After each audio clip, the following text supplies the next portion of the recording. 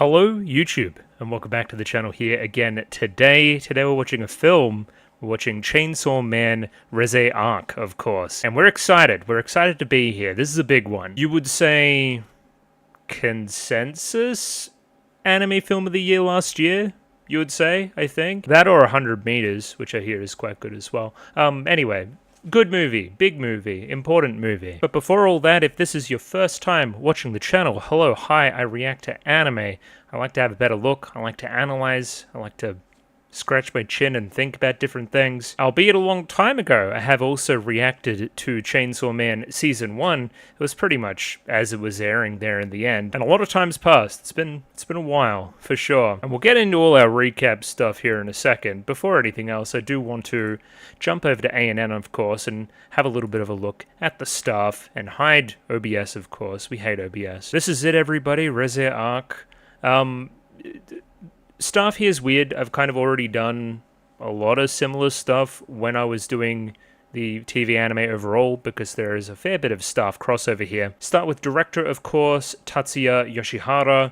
Mostly an animation guy, you would say. I kind of went through his direction credits. Nothing that I've really seen before. Obviously, like a lot of people here, having a background that's leaning a little bit more towards MAPPA and Wit. There's a little bit of crossover there too, with animation work on Jujutsu Kaisen, as well as a few other things. I guess you would say leaning towards similar areas genre-wise there with Black Clover as well, is the director there of the first 152 episodes, as well as specifically directing, what is that, 6 episodes there, I think? Oh yeah, it says 6, yeah, sure.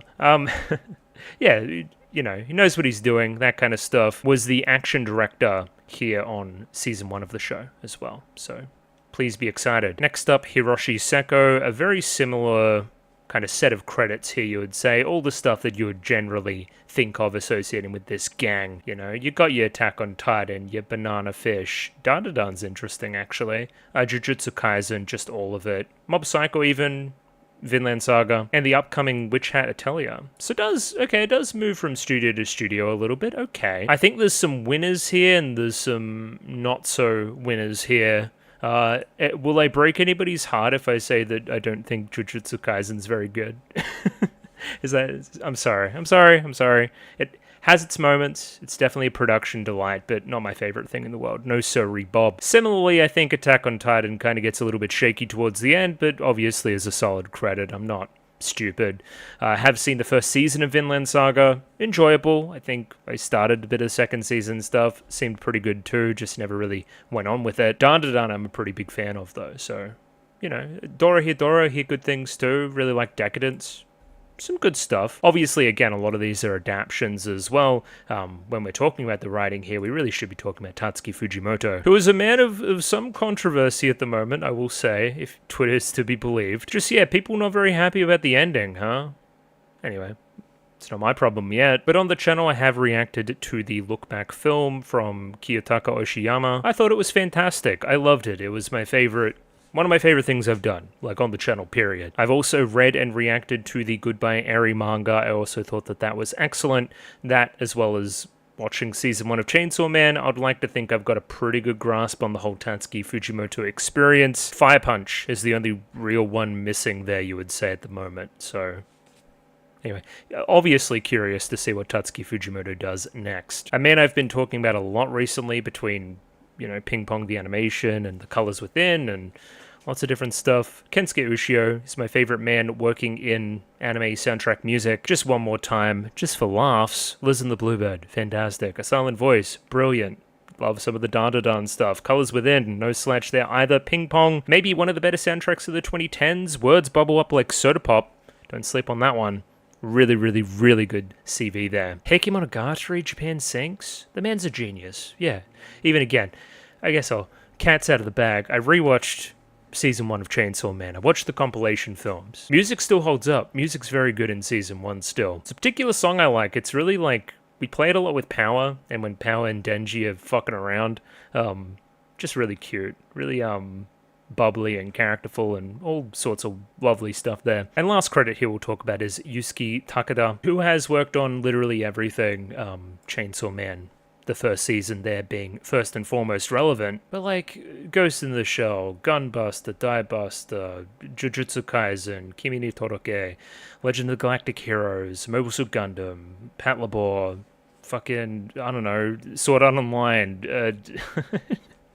lots of stuff, man. Vinland Saga. It'd be easier to list the shows he hasn't fucking worked on. It's crazy. I don't know how successful this whole staff segment was, but let's say that everybody that's working on this thing is high level at their respective field and have experience working together, mostly on season 1 of the show. And while we're here too, fuck it, let's talk about Mappa. If you talk to a more casual audience these days, Mappa is one of the few studios that they can actually name, like by name. Would be the other ones, Wit, Madhouse, maybe Trigger, like famous studio here at this point, made up of former Madhouse folks, of course, and because Mal is a little bit of a funny website, a lot of very highly ranked things here. Just looking here, what do I like? That's good here. Chainsaw Man, I like Chainsaw Man. In This Corner of the World, fantastic. Yuri on Ice, huh? I never realized they did that. Oh, I liked the Ranma Half remake too. It was quite nice. Inuyoshiki's funny. I heard good things about Zenshu. There you go. Lots of good stuff. Obviously bearing the lead, the latter work there on Attack on Titan, as well as Jujutsu Kaisen is what they are best known for, maybe along with Vinland Saga. Either way, today we're here to talk about Chainsaw Man, damn it, so we better start doing that. This is a sequel anime movie. It's a good way to make money at the moment, if them Demon Slayer movies are anything to go by, Jesus Christ. But that comes with different territory than the movies I have been doing, which are all singular projects. I had to do my reading. I had to catch back up. I was umming and ahhing about reading up to this point. I thought it'd be pretty quick and maybe would, get me a little bit more involved in the Tatsuki Fujimoto side of things, give a different perspective. I decided to keep it anime only just in case there are spoilers earlier in the story that are shown in the manga that haven't been yet shown in the anime. But yes, I watched the compilation films. To my knowledge, very similar to the TV anime stuff, maybe just cleaning up a few things here and there. From an overall perspective, I really liked it. I don't really remember where I fell on it when I reacted to it back in the day. I thought I said it was promising start, but I wanted to see it continue. Obviously, it's continuing here today, but I feel pretty good about it, especially, again, compared to something like a Jujutsu Kaisen story, which I'm not really a big fan of. I feel like we're doing better in that department. Genuinely pretty interesting themes and whatnot going on in Chainsaw Man. Okay, first things first. Show me your dream. That is the premise of all of this, really. That's what Pochita says to Denji when they, fuse in the first episode. This is the tenet which by Denji is now living, right? I need to go out and experience new and different things for both me and myself, as well as, Pochita. Of course, freeing himself from his current circumstances, which have been in there since his dad's death and the debt there, which is all a little bit sus, we'll talk about it. But yeah, he has a newfound freedom by the end of episode 1. But that freedom is short-lived. Makima, she's sus and scary and stuff. But first, let's talk about this whole human-animal-devil dichotomy, which kind of permeates throughout the whole thing. So humans, autonomous, free, higher-order goals, self-actualization, like attaining relationships, genuine connections, becoming better at, sports, or, studying, or science, or anything like that. They can hope for more than just life. Denji, of course, wants to ascend from his status as, Yakuza dog, and the Pochita stuff, the symbolism there wrapped up into it, progress from his leash into being an actual human. Mostly through that romantic edge of things. And let's face it, being horny too, because it's Denji. Animal. To be commanded, held on a leash, given basic needs as rewards, viewed as lesser. Denji associated with the dog here, of course, power with Nyako, her cat, of course, as well. You would argue that Denji moved from one master to another through Season 1, right? He's Makima's dog. She's got him very well leashed, to the point where I don't think he even knows any better. He is gullible. As Power herself was also gullible through the whole Bat Devil debacle as well, and believing him about the cat. Obviously, that's all cool and tied up into it as well, because, they're both kind of fiends that are like this half-devil, half-human thing, which brings us into devils. Powerful, to be feared, can be used like animals, like they are in public safety, under the right conditions and when given the right motivation. Once again, power. You're going to be this thing for me until you get your stupid cat back. And now you want to be well-respected leader of the free world power, whatever bullshit she's going on about. we can now harness and control that. I think ironically the best example of this is Aki, who is, you know, the motivation is the revenge, and they have him on a very, very, very tight leash because of it. He almost himself has himself on a leash. He doesn't, you know, elect to leave along with Himeno, which she wanted to do, and he just kind of brushed it off. Makima, sus, scary. I'm not saying anything that we don't already know. Clearly involved in the whole assassination thing is kind of a power grab. The way I read it is that they got information that this assassination was going to happen, and she didn't do anything about it. She knew that she could survive a bullet in the head for whatever reason. That's probably something else they should bring up. What is Makima's ability? What is her suite of abilities? And how do they work? Much like the rest of the characters, we were blindfolded for a lot of her sequence where she's squishing. So we don't really know. But yeah, it seems that that power grab was to gain control of all four kind of departments of public safety at that point and merge them all under her. Clearly, again, knows the Denji is important. He's like attracting bigger, badder dudes all the time. The Gun Devil clearly wants something to do with him as well. Won't tell anybody any of the context. It's all just a bit sus. There's that guy, I'm forgetting his name. He's like the gruff, older senpai guy. He clearly doesn't trust her either. Calls her a liar to her face, which I think is kind of badass. Keep in mind that Makima may not be good news. Pretty obvious. Ifarals, I believe is how you say that. Great VA. Love all of Power's stuff. She's just... I remember loving her back in the day. I love her even more so now. I think the show is indignant in tone, which makes it a good point of difference to other shonen, which I think get a little bit self-serious. Wink, wink, nudge, nudge, JJK. They're getting a lot of strays here today. I don't hate it. It's fine. But yeah, it's Denji cutting through all the bullshit and people's noble motivations with his horniness and whatever else. I feel like, you know, it's just unexpected. It drags you in a little bit. The 90s setting, along with the whole Soviet, USA, you know, outside influence, but considering the whole world and the history and the time in which it's set, I think the politics of that is all pretty cool. There's a scene later on as well where Makima is chilling with that Yakuza guy, and they're talking about how the Japanese Yakuza is a, like a, what's the word? It's like a deterrent that's like, because we're here, even though we're a bad, necessary evil. It's a necessary evil to protect them from foreign influence. Then Makima has the very on-the-nose line about, okay, it's not a necessary evil unless I can control it. Read into that with the devil stuff in the, you know, the power system of the show. Clearly, again, foreign influence and overseas politics and stuff is something that will continue to be brought up. I've always thought the power system in the show is cool. Fear is interesting. It provides good social commentary. It provides good motivation. You can kind of intuitively think about the, you know, strength of various devils, like the cup devil, right? He's not going to be all that scary, but the snake devil, probably pretty bad. Ghost devil, pretty bad. During that whole stuff when Himeno's still alive, I thought the whole Himeno, Aki, Denji, Makima thing was fun to watch. A lot of it goes unsaid, but there's definitely some angst between Himeno and Makima about the control over the boys. Aki is so obviously into Makima as well on the rewatch too. That had me dying. It's crazy. But again, Denji's like a puppy. He doesn't know any better. Come on now. Some criticisms, and maybe this was just the compilation movie as well.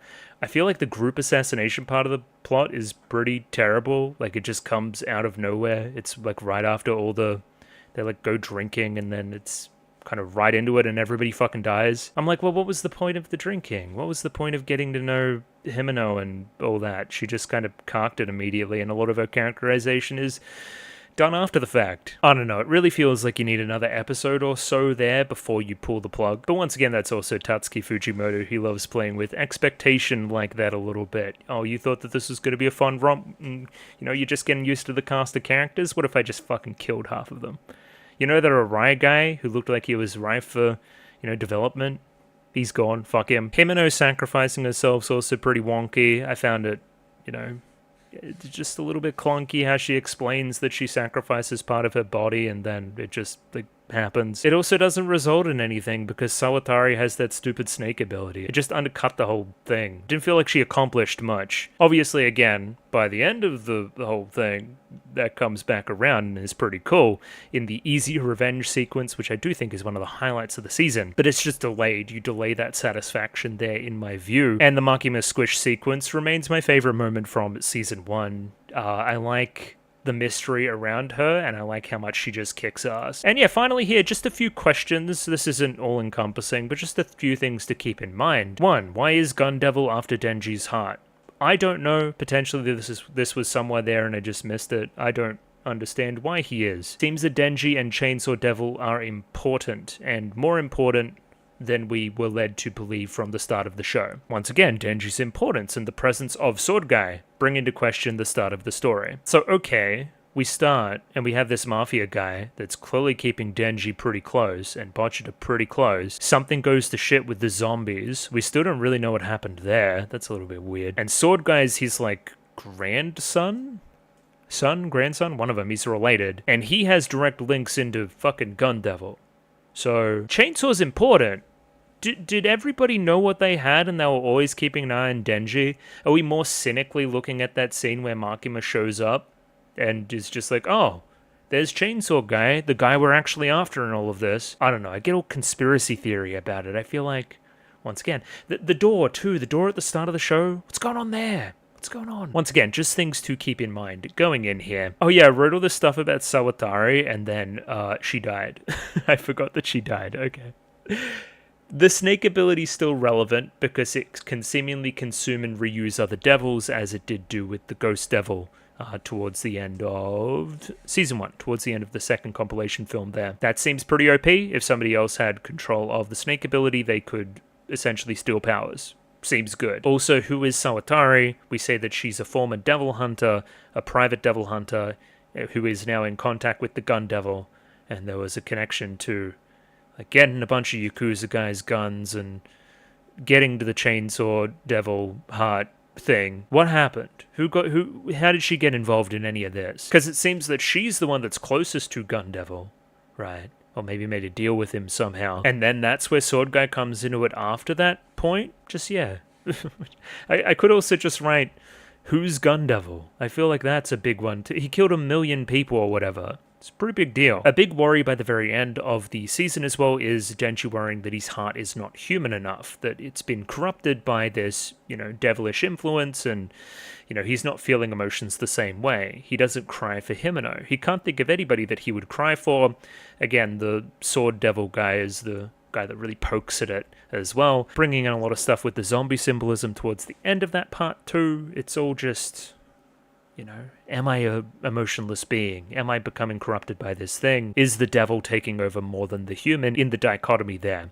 You would argue by the end that Denji's as human as ever. During the sequence with the Sword Devil, he does save a woman, which I noted, as well as, I guess, leaning into a human desire to kick that guy's ass and get some easy revenge, per se, and kick him in the balls. So yeah, maybe not too far gone yet. This seems like a good time to talk about what I know about Reze arc. I know that Reze is a character, and I know that she's cute, and I know that Denji's probably going to be into that. So, romance, potentially on the cards. I'll be broad here too.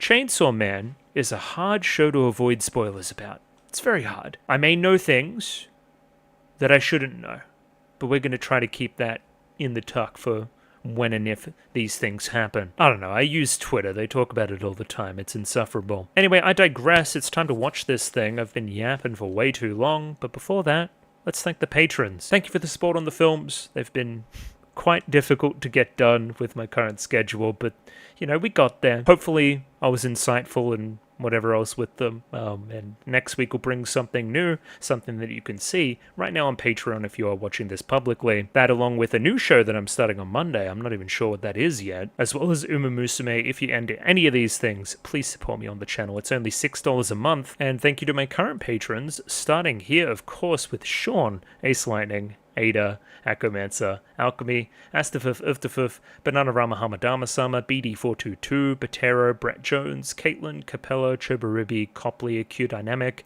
Signerin, Dakota, Dapper Dwarf, Ed, Eric Algelius, Fancy Question Mark, Fried Rice, Fruit, Frozen Fox, Gloriana Tenebrae, Glyke, Hayato138641, Hans Peter, Hibiki Tachibana, I Bailey, Ika, Intaz Students, Iria, J Cambion, Jacob R, Jeff Solis, Joran, Kasogtha, Clem, Lexi, Lick H, Lucas Carulius, Lou, Lupe Ferrugia, Maddock the Doppelganger, Matthew Bradshaw, Matthew Mortlock, Mickey Babbers, Miru, Mimi, Mistake El Chen, Molly Weinberger, Mr. Maniacs, Murmurine, Nature Without Man, Pencil Sharp 333, Platinum Fighter, Pike, Saint Lily, Sam1373, Samuel Guerrero, SGM Janus, Shiny Haxorus, Skeleton, Tentacot Member, Terrence, Tobias Dal Christensen, Waifu Overdose Without a Net, Zin, Binshi, Jummy Boo, Kelvin, Ron Light B&K, Hamiyaz, and Master Detective. Thank you very much for giving me money. I enjoy the money.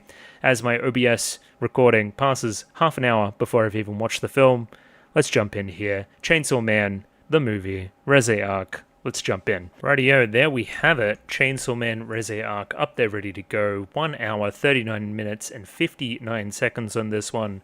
Please sync up accordingly with your own copy. If we jump over here to this view, you can see exactly what I have. If we go to subtitles, we're going to be doing the full subtitles. English, of course. Flare is what we have on the end there. That's also the name of the file that I've got. Of course, the Japanese audio, will be watching this in the sub, not the dub. And I feel like the subs are official. I feel like that's what it said, so expect that and everything that comes along with it. Better jump over here before YouTube kills me. Just remember there's a picture-in-picture version in the description below as well. Let's jump in here. Let's give it a 3, 2, 1. Radio. 3, 2, 1, go. And I am recording, which is of course half the battle. Sony? What the hell?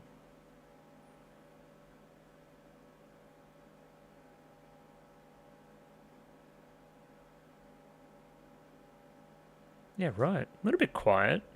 Crank it. Crunchyroll? What the hell are you doing here?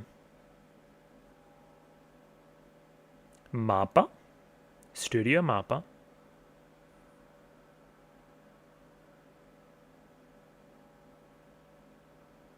Mm-hmm.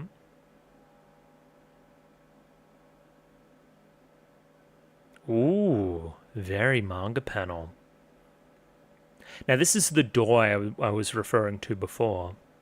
It's curious that we're showing it again. It's like alleyway. Yeah, I like the letterboxing here at the moment too.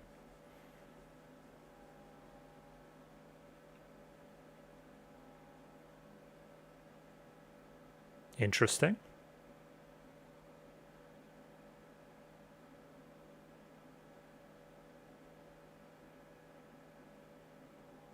Who is speaking? Oh, Pochita.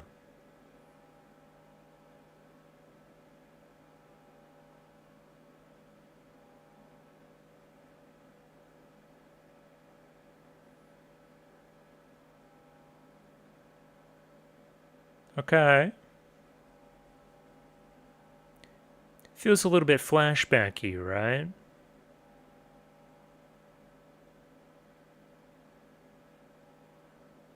Or it's within his own mind? He must never access this part of Pochita? Because they have, like, fused.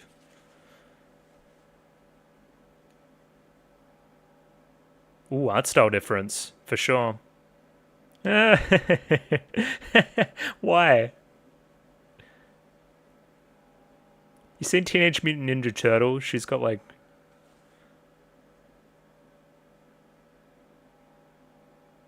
Poor Arky, man.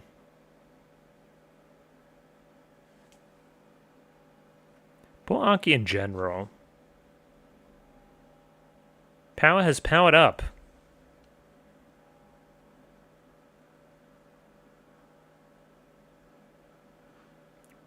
Coffee? Really struggling with the audio for some reason. Okay, there we go. I guess when we're cinematic, we're going to have a bit of range. Oh yeah, this is that opening. I've heard this song.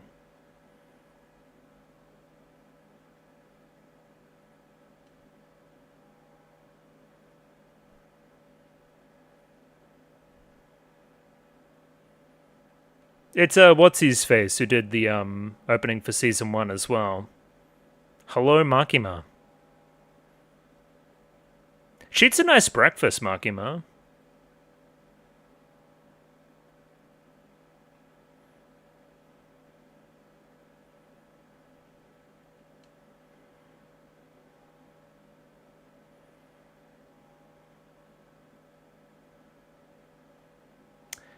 Is this the same song?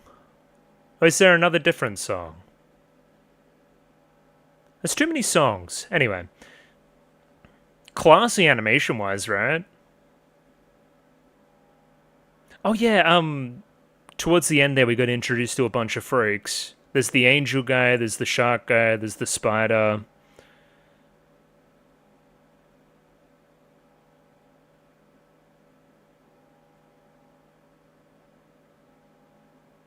Was it the martial art devil too? The guy, he just has mad hands?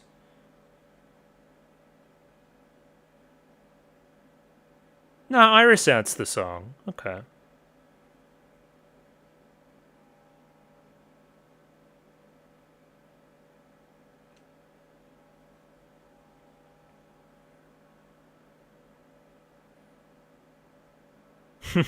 I like the little dance there.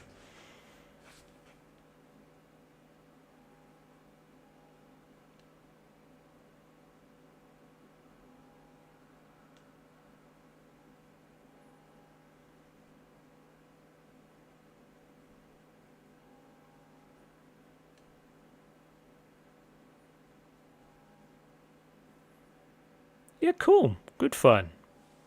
Funky little song there, too. Go on, Japan.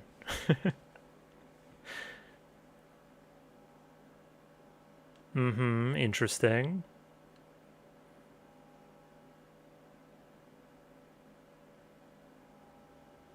Oh yeah, she went off her head.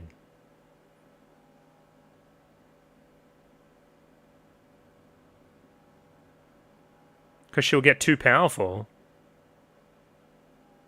Well, she's always arrogant.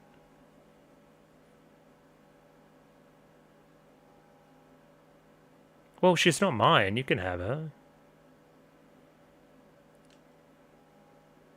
Aw, come on.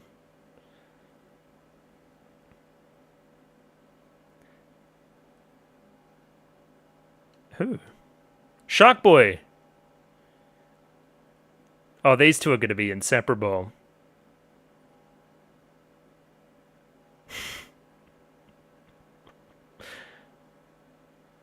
Did you not pay attention?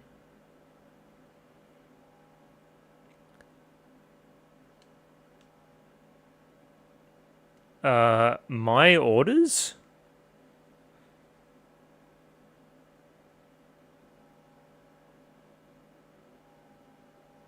Chainsaw Sama as well?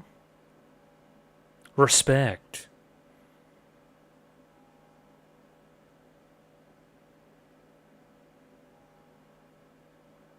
Well, look at him. He's stupid.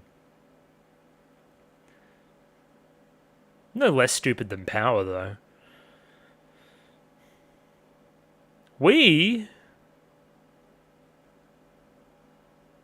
Come on, lock in. Yeah, dude. Movie date. What are you dressed in? Oh, Makima. That's really fun.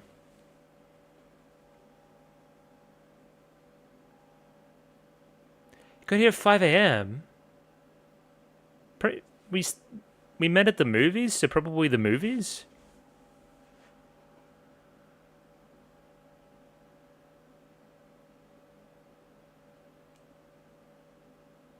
Goodbye, Airy. Little bit. Sick. Oh, cool.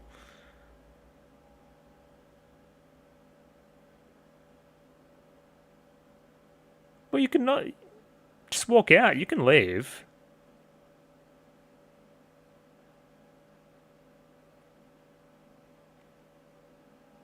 He's not going to really understand the nuance, and it seems that Makima's pretty bored.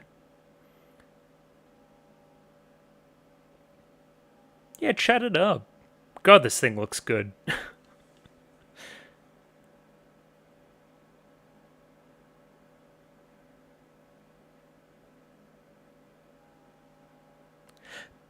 Just bringing into question Makima once again. Why is she, here? She's a very busy woman. She's here for him.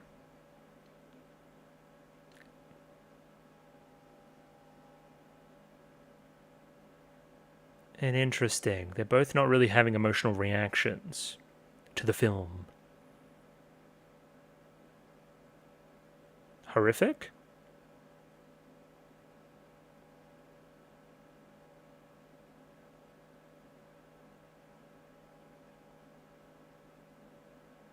Six movies one day. I don't even think I've done that.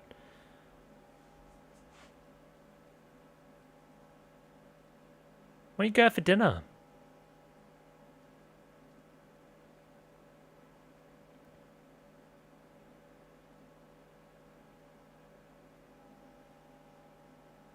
Interesting.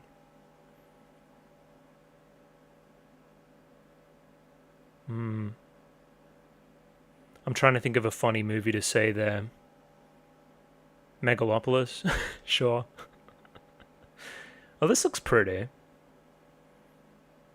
Music's good. Thank you, Kensuke.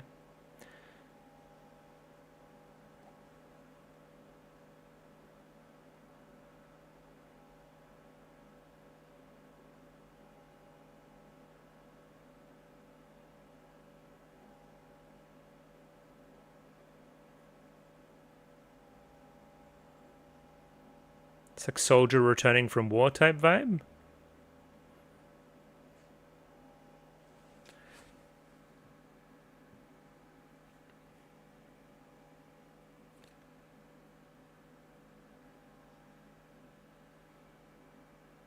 I think she might be crying too. Yeah.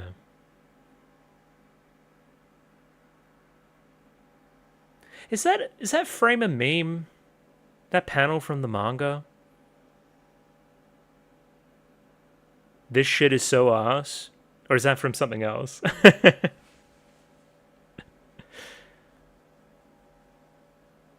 Okay, yeah.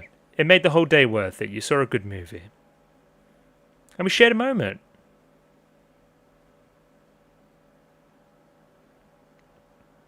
Who is you in that equation, is the question.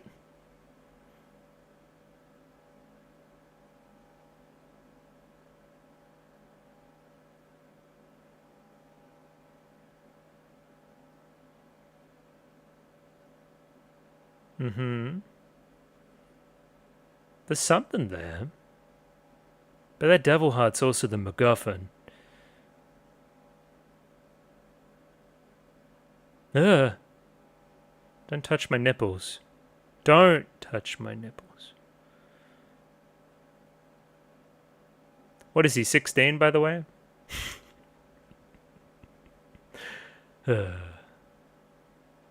Very pretty movie. Holy shit.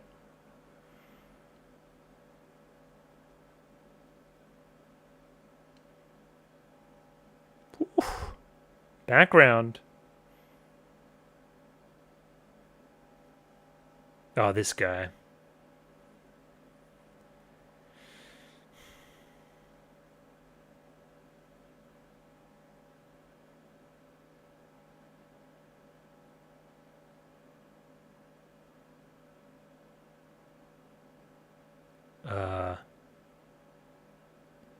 Okay.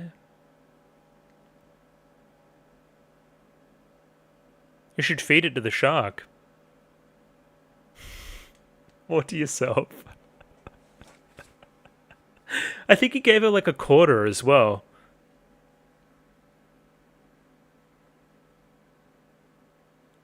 They must feel like they're being pranked or something.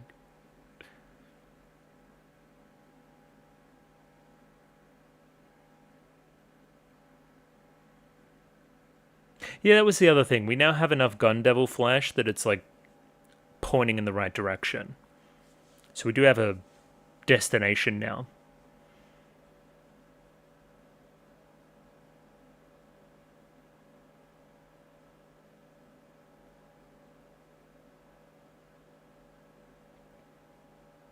You also tasted a lot of puke, I remember.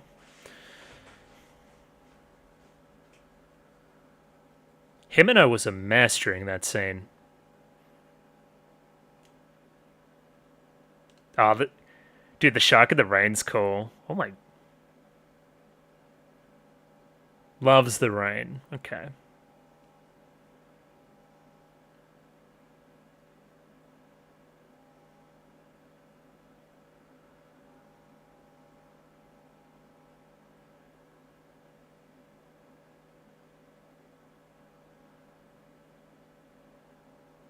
Sick.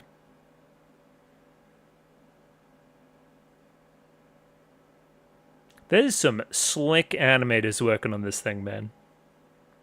Everything's firing on all cylinders. Am waiting for the plot to get started, though. Here we go.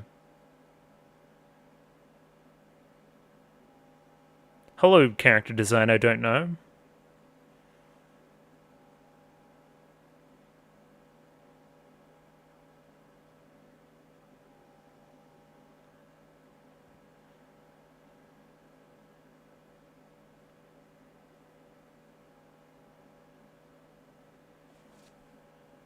It's classic meet cute as well.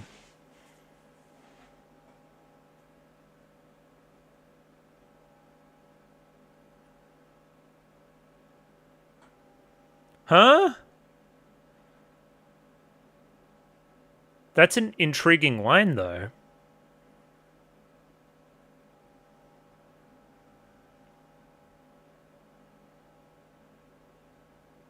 It's all the flowers I ate.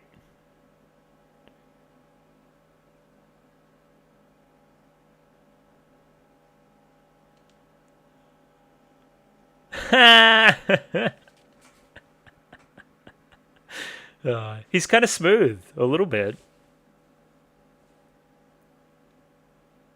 A flower that I ate earlier. It smells like your spit. Oh, look at it. The sun coming through the clouds. Green eyes, very green.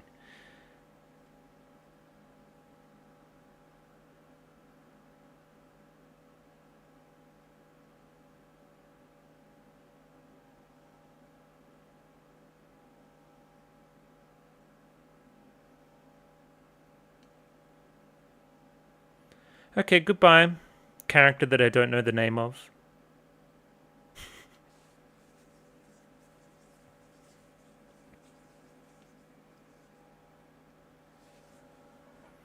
Who does she remind me of? She reminds me of somebody. I'll think on it.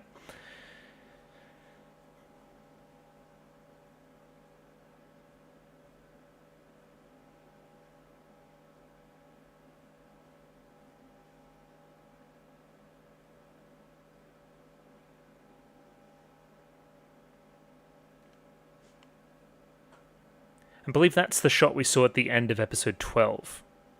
That was kind of a tease for her. Shut up.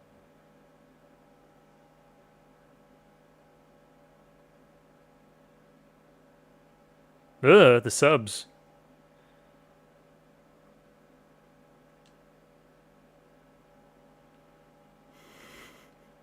Desperate. Love it.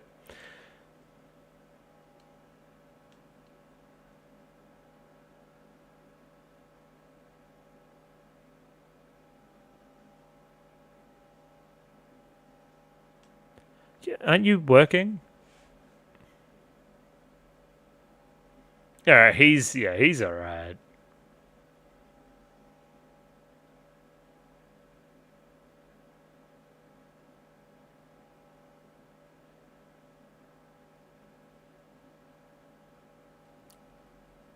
Reina Ueda? Did Cosmic Princess Kagi, and she was quite good from memory.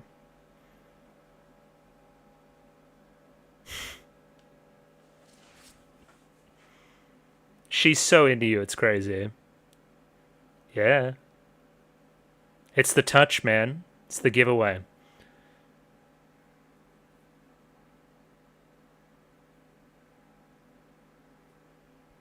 My name is the title.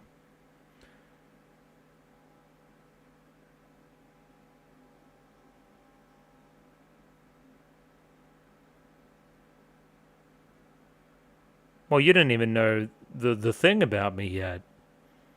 Or do you?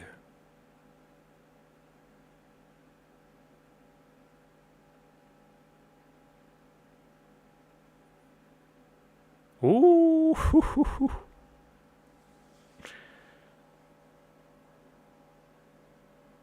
Interesting. Oh, hello, Anki. What you got there?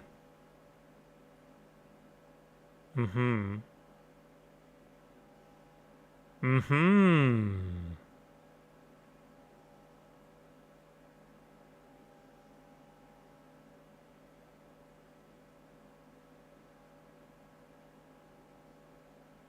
Now, his deal is he touches people and it drains energy, I think.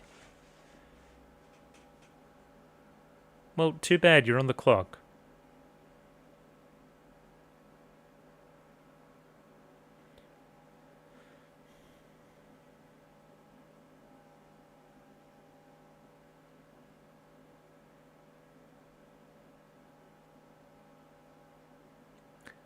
It's a pretty calm vibe here early, right? Taking our time. How many damn ice creams do you want?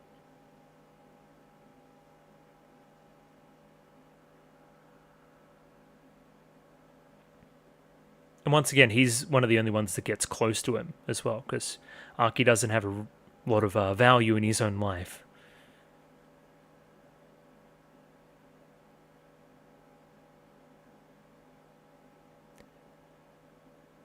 Interested. And yeah, Kishibe is that guy's name. Okay. The senpai guy. The teacher. Sensei, I should say.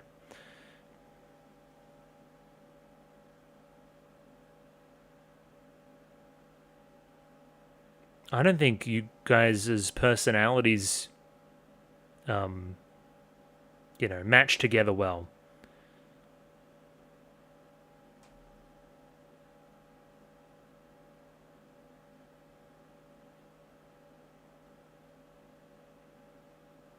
Murdered is interesting.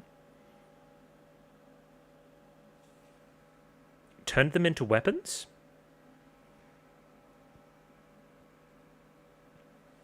Okay, so it doesn't just steal it. Oh, literally weapons.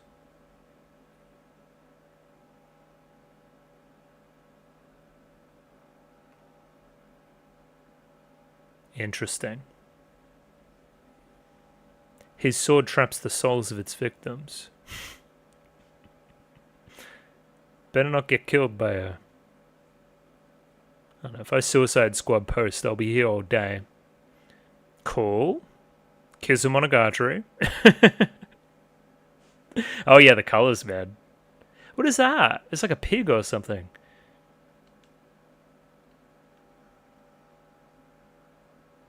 Almost like a western in tone here.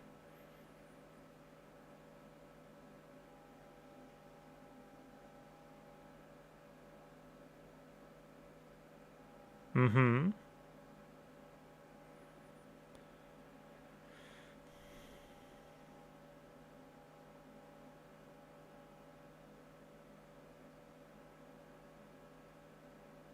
Are you going to turn him into a weapon?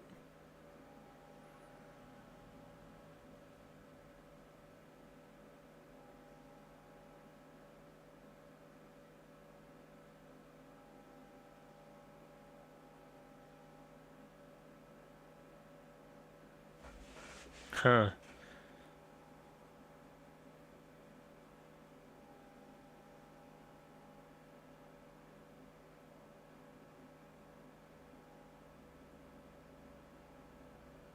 Uh...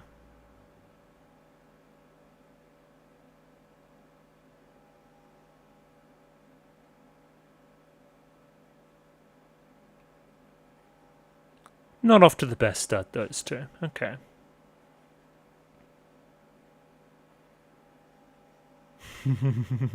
Feel an undercut coming? Mm-hmm. She's a bit of a cutie. I'll give you that. Look at the flower. Is it the same flower?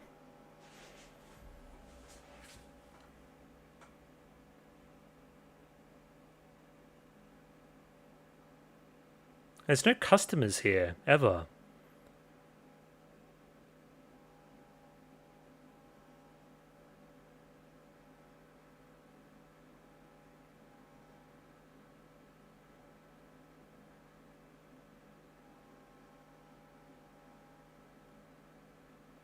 I'm working.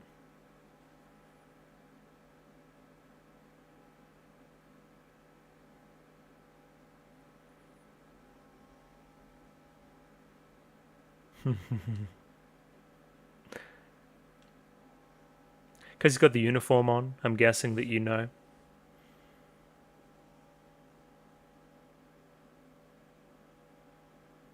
Uh-huh. Tried to keep your distance, but she wanted to get closer. It's gonna take a few lessons.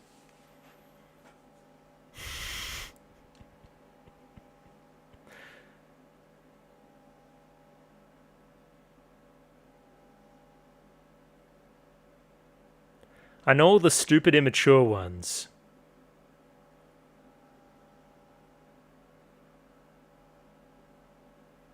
Hold hands already, come on.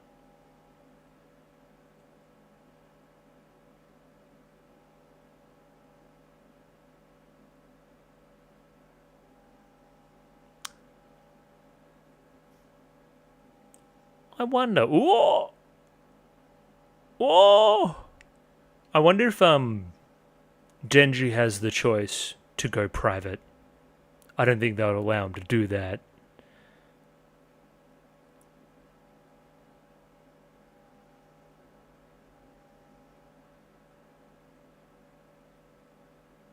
You're a cheating scoundrel, Genji.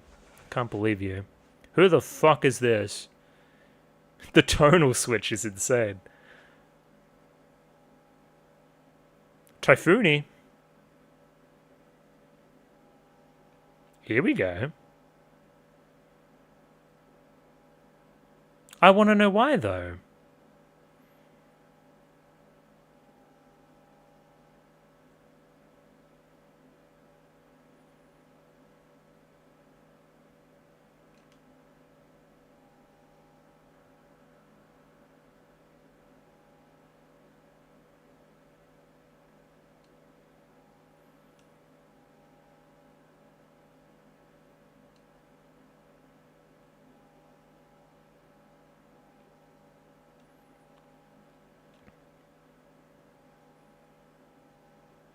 Ugh.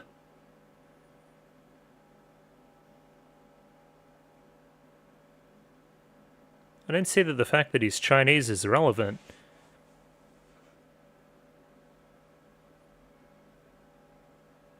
Okay, this guy sucks.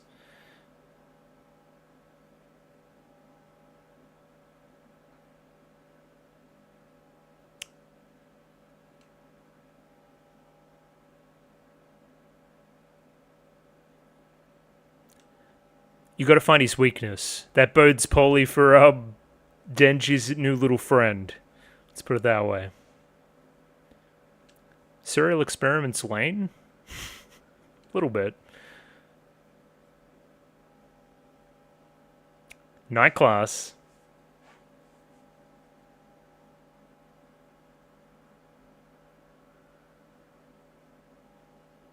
Ugh, that's like scary.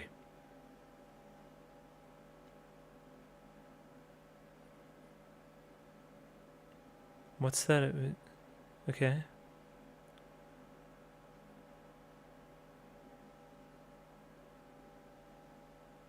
Holding hands.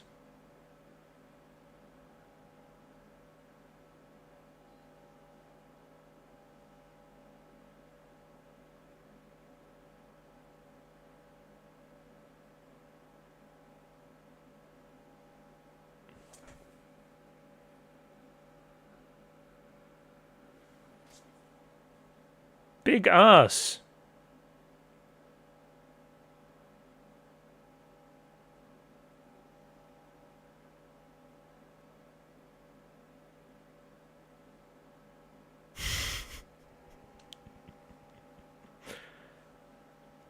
No, I was too busy being kind of homeless. Angle there's cool.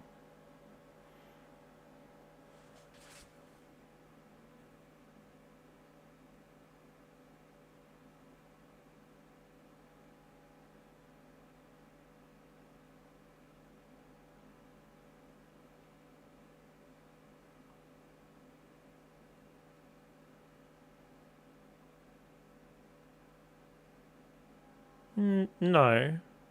I don't think I have a choice in the matter. I think I die if I leave.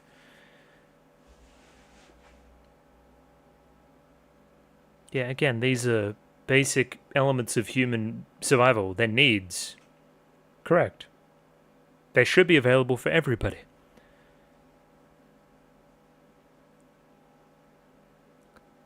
You should hope for more.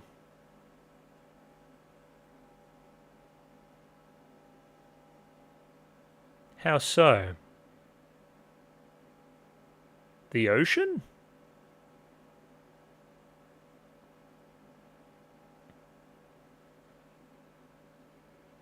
School pool. Okay, school pool. I was confused. Does that mean we're about to get our kits off? Where's Shark Boy? He loves the pool.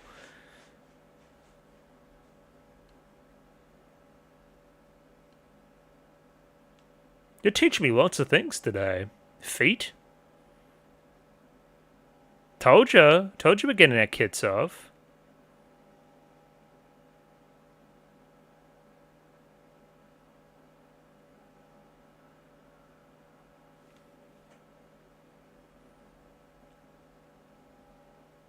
Oh. Denji's all puritanical. We didn't need to get... I mean, I can see you, though.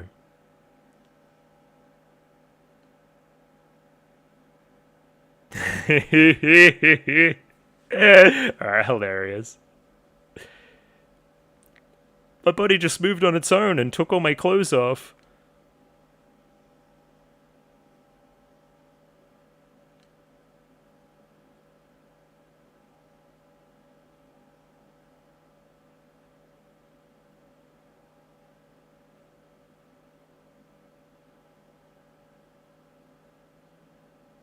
He's kind of built, low-key.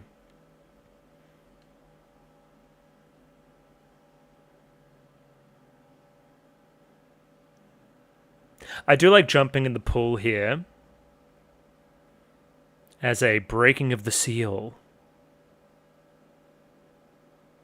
Oh. Killer song, man, too. Holy shit. It's like a point of no return. Very well done, Mr. Fujimoto.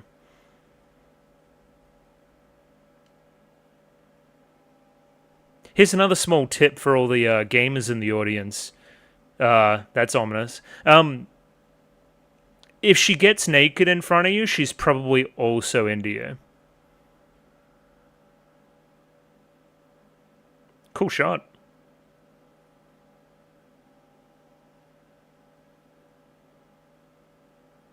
Uh-huh.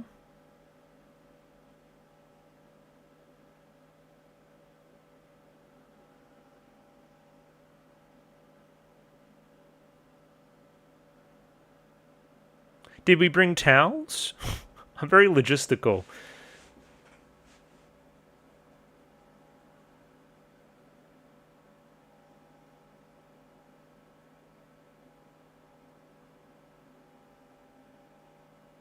Cool shot, man.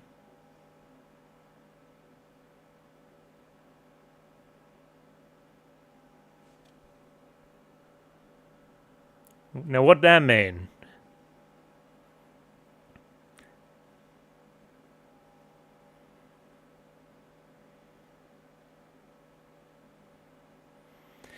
It's the line that she led with about the dog.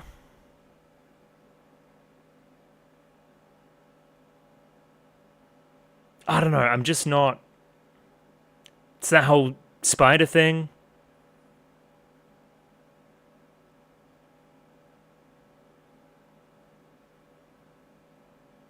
I'm not on board yet. She's cute, though.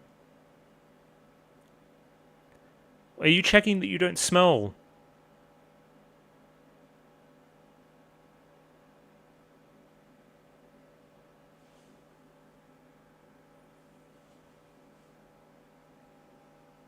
Hmm.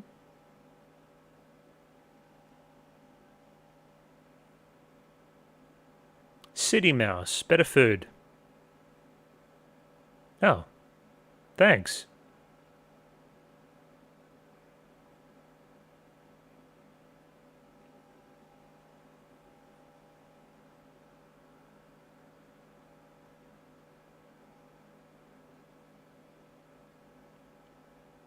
I've never heard of that before. Clearly, yeah.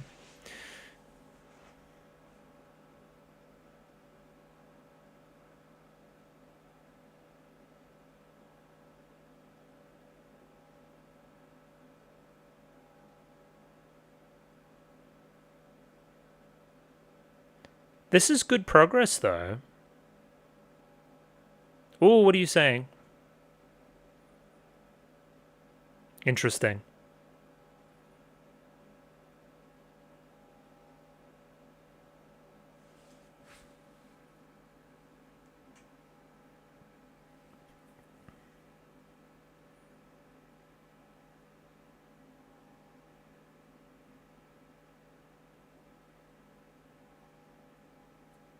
You're just full of ideas, aren't you?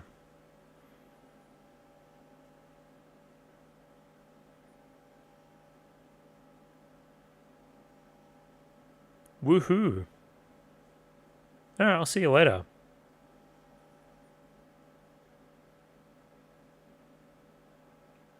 Okay. Yeah, I don't... Because it's like... I don't know. Do you want the peaceful life, or do you want to live life on the extremes? At both ends. Extreme good, extreme bad. Danger. Risk. Interesting. Getting to see Reze by herself. With ominous red lighting. Also, that killer guy. Where's that killer guy? Oh, big Kizumonogatari vibes here. Huge. It's the rain, man.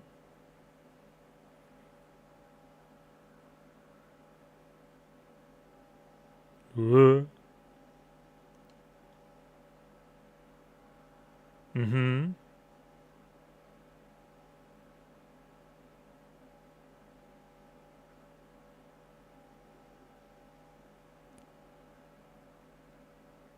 Cool shot, man. Oh, Typhoon Devil. Right. Alright, this is terrifying. This is great. Whoa, no! Not Denji-kun.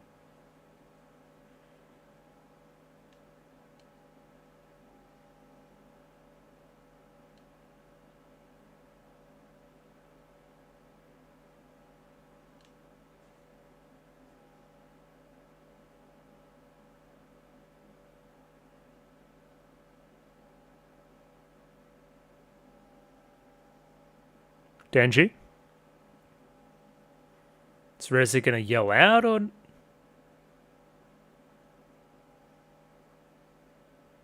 Soundtrack again, man.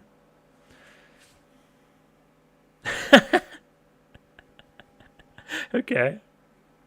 I didn't ask, but sure.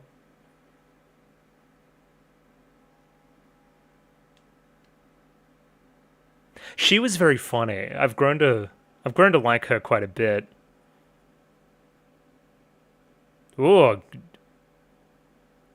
asshole in my face. Now, Power's my favorite. We know that. Come on. Don't be weird.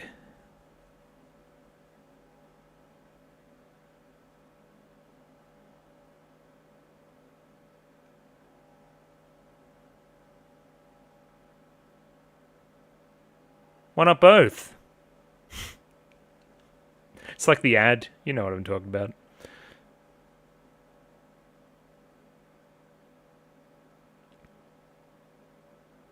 It's very well done. Did I say Kizumonogatari? Big time. Maybe it's the school as well, because of the cram school.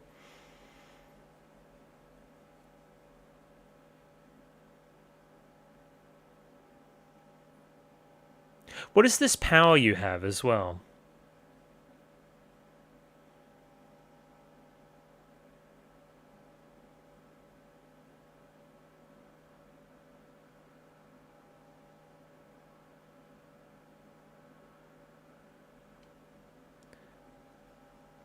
Okay. So like I thought. Yeah.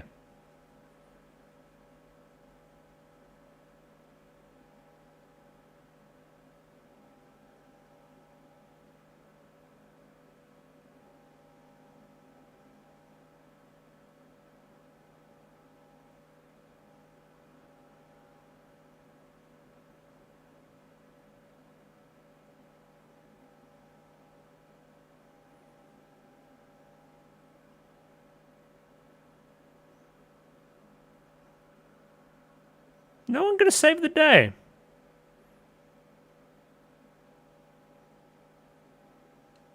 Because no one needs to save the day. Holy shit, she fucked him up.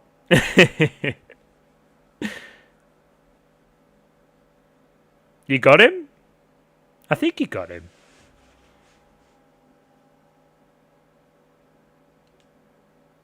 Do you got him? You're not holding very hard.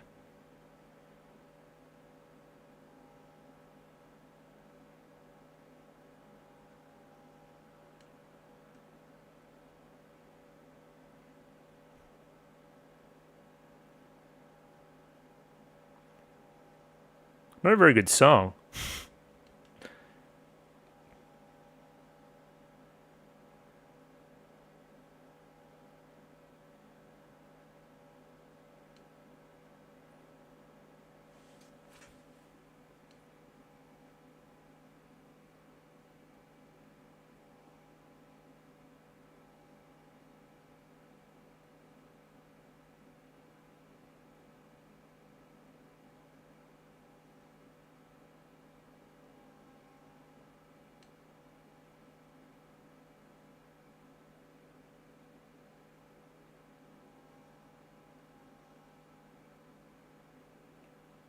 Lots of smoking.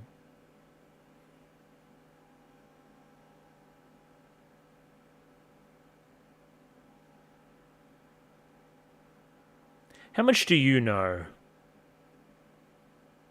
You little freak.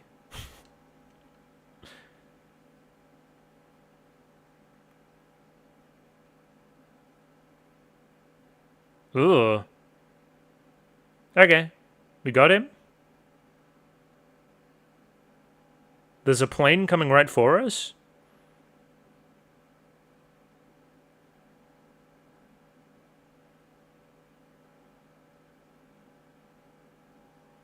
So, do you want to talk about it, or?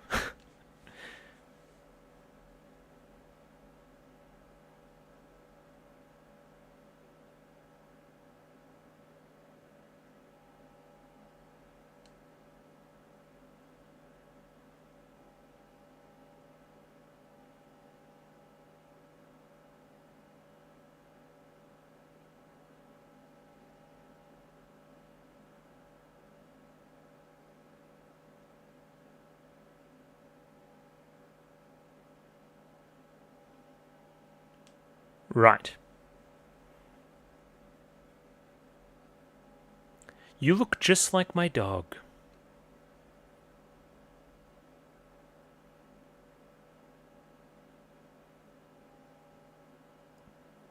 You spent a long time in the bathroom. And you're wet? What happened? You gonna question any of that, Denji? No, don't care. Fair enough. Ooh, very pretty.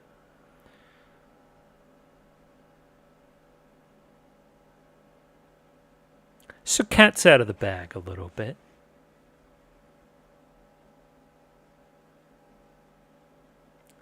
Reze is hashtag in the know.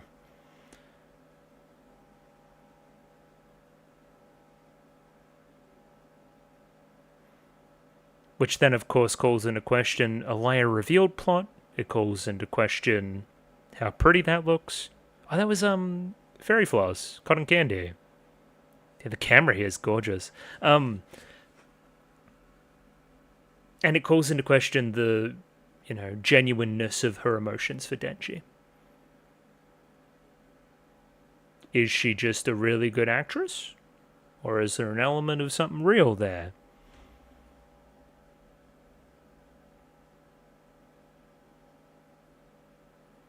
Because I'll give you one thing, she's a better actress than Makima.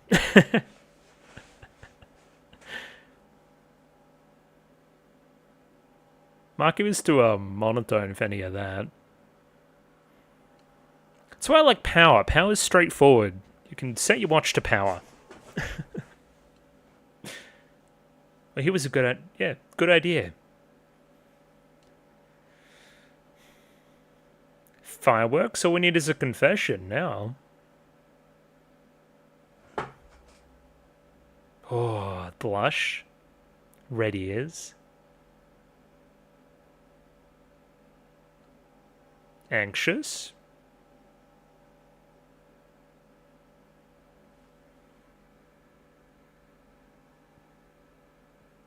Well, I mean, you're right.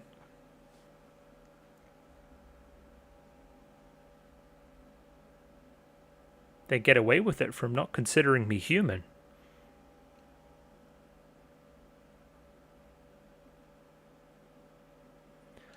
I think they'll catch me.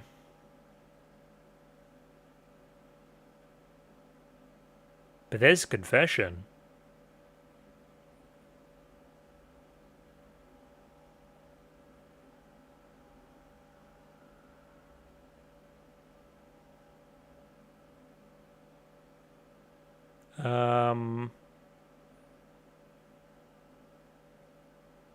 Where is it?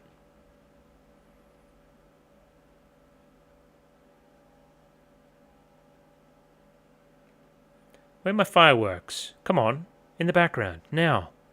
Oh, close.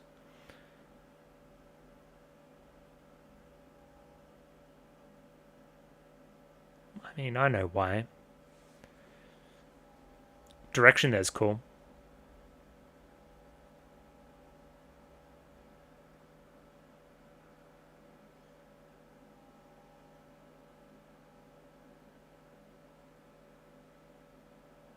I haven't seen him once. Are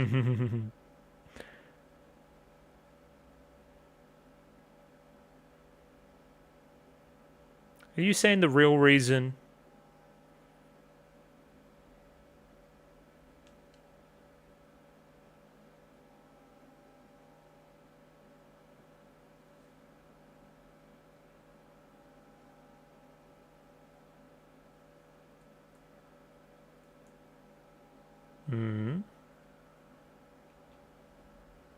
Good eye.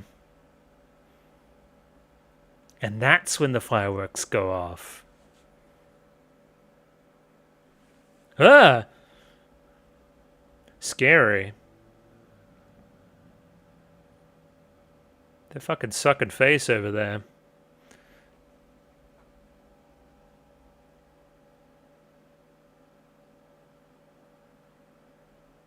I wonder what that kiss tastes like. Toffee apple? Toffee apple in the mud? Just bring it up because of the whole puke thing.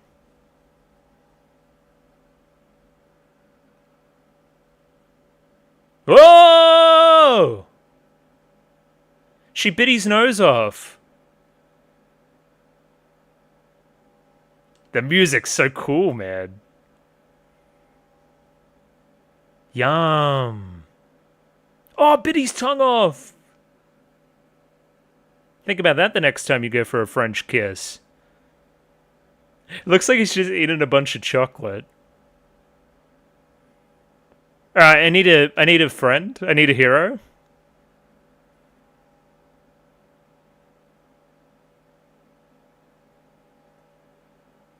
Am I going to get a friend?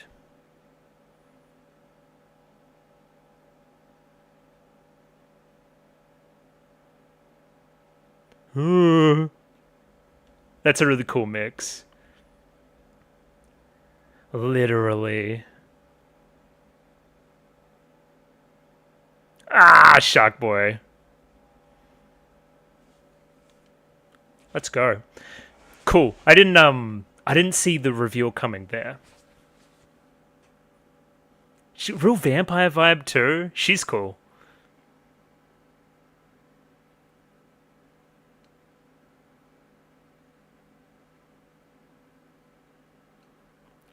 Bomb? Like Bomb Devil? Oh!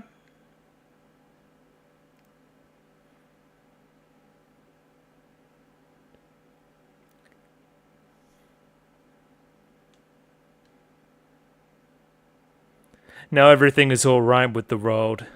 We've done it.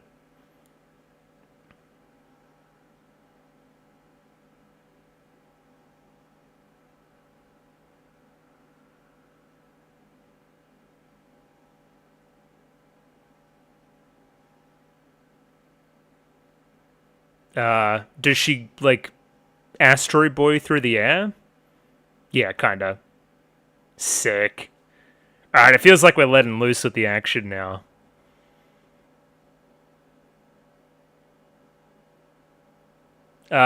You gotta get friends. I don't think you're gonna make it. Sharkman. Awesome.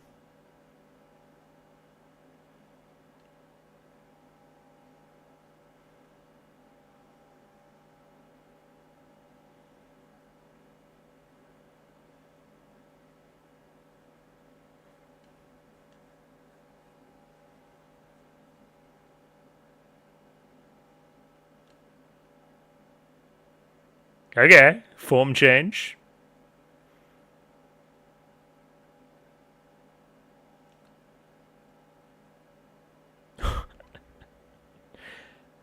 That's, looks like Fire Force or something. Uh-huh. Civilians?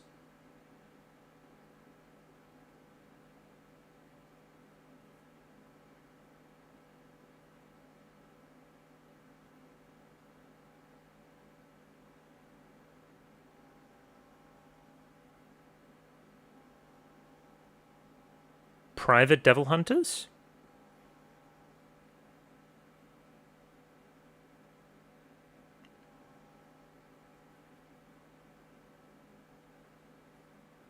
She's gonna beat your ass. Yeah, I mean, what do you want, man? Thoroughly impressed by her abilities and how they're animated. Looks fantastic. Good distraction, though. Thanks, boys.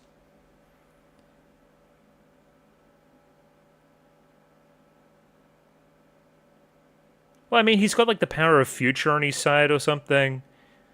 I wouldn't fight him, put it that way. Well, see, you go pretty hard for sparring. Jesus.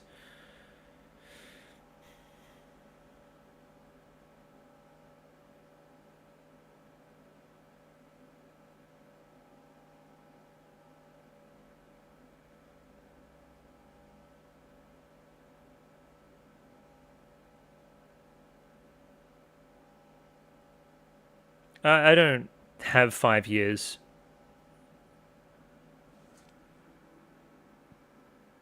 I don't have any time at all, really.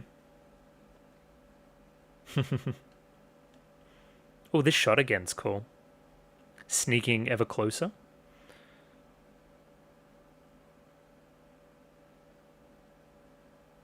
Don't tell him a no.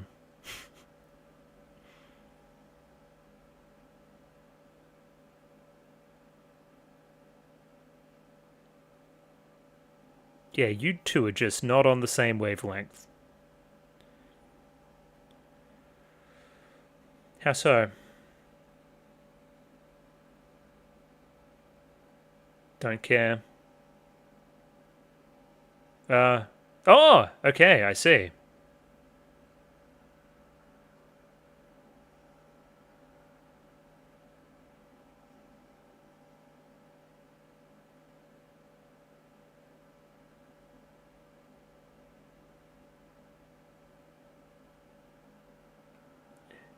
There we go.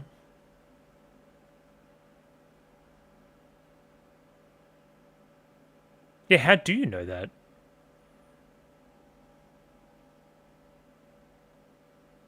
Ooh.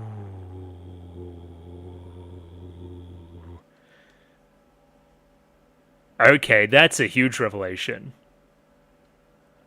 One, Markham is hiding more things. Two, she was aware of the bomb devil and who she's working with.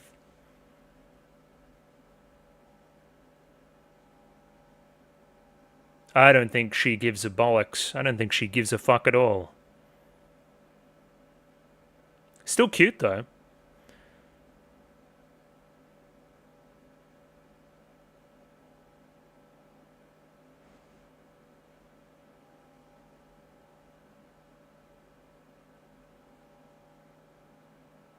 I mean, why are you guys letting your guard down at all? Turn around now. She's gonna get your ass.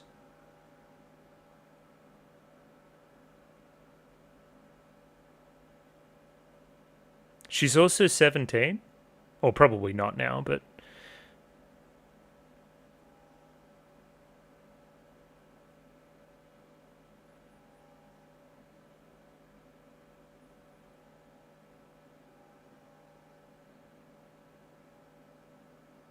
Okay, alright, they're on a level.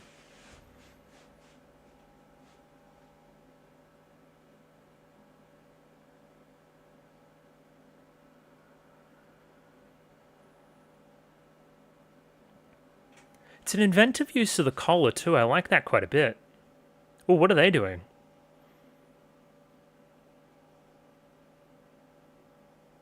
The Mold Devil.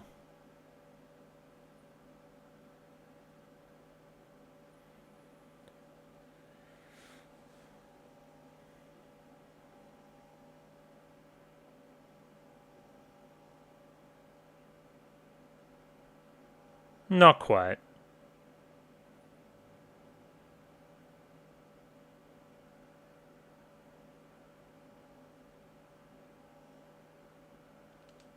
She's like a fucking Looney Tunes character.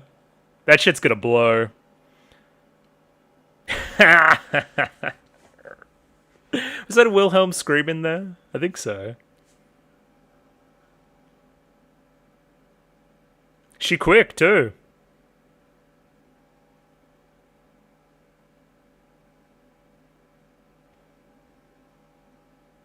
Oh yeah, dude.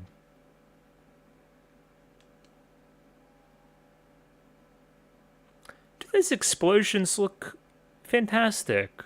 It's like the brushstrokes in them. And she just ate in everybody. And she don't have pants on.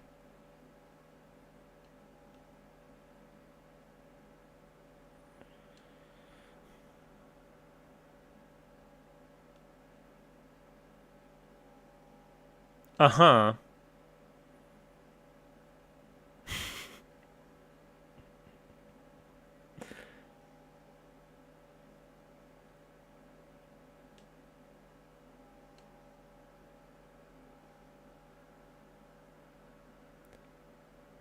Interesting. Did he do what I thought he just did just there too? Called upon a certain devil? That one. But called upon its arm. Now, the Fox Devil didn't seem to like that very much last time he swallowed somebody that's pretty powerful.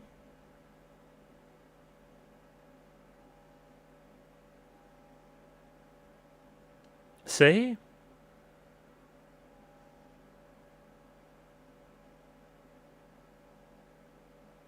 Yeah, we saw that last season.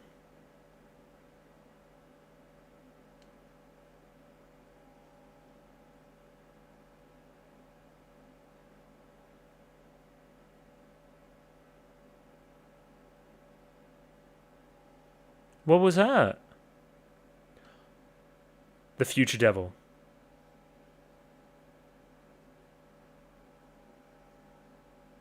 Well, does the future always happen?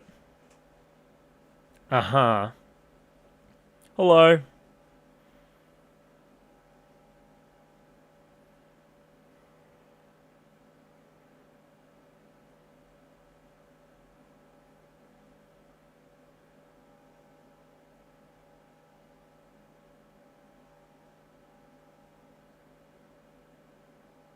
Yeah.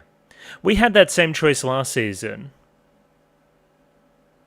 Aki's not going to sell out Denji, because Denji's the ticket to the Gun Devil. It's fucking Explosion Man.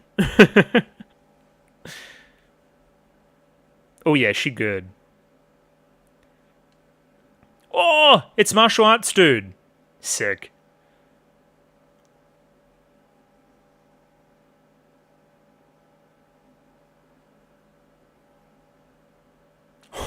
Yeah.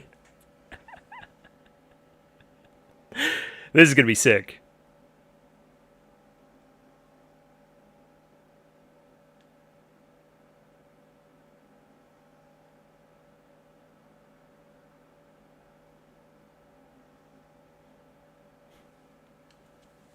Oh, Kabeni's here too?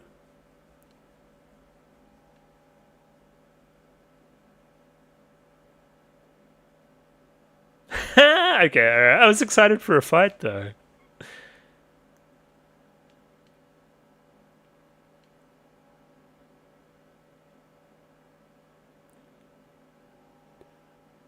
Remember, she is like a secret badass though.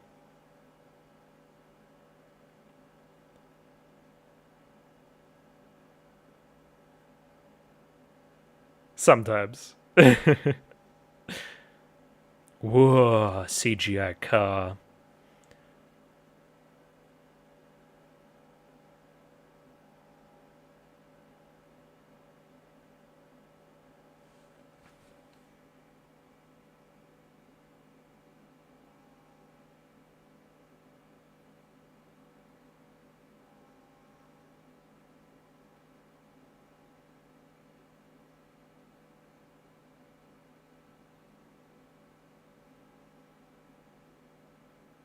She's aura farming?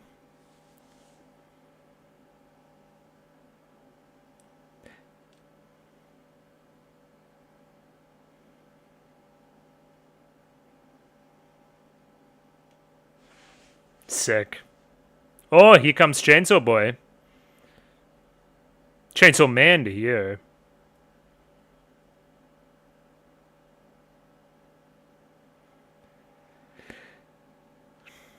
The song, man.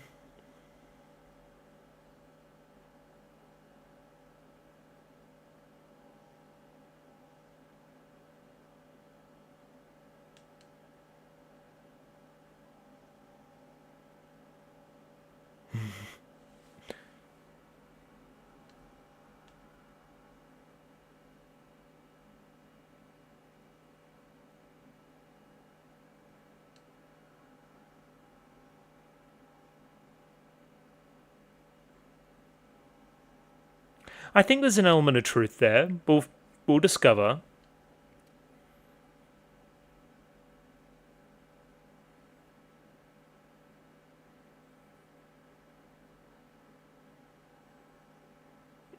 Do ya?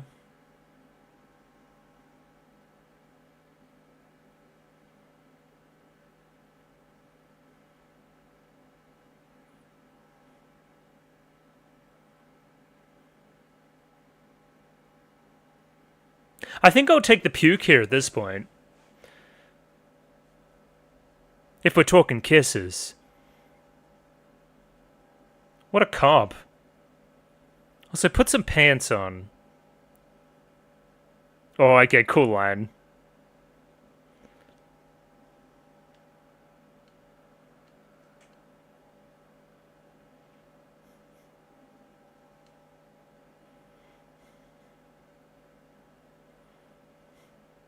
Cool song, too.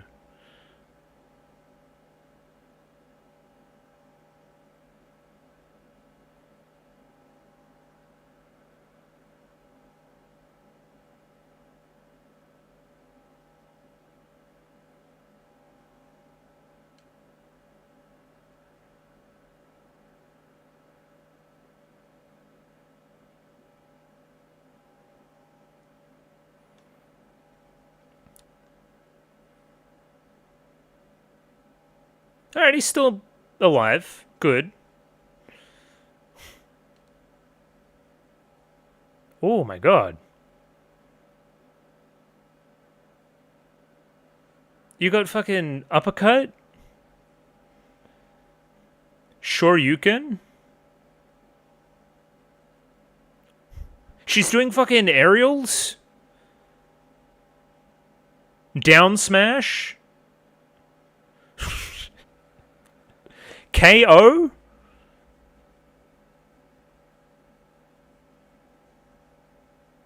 Is he just mush under there? I think so. Oh my god, look how cool they look.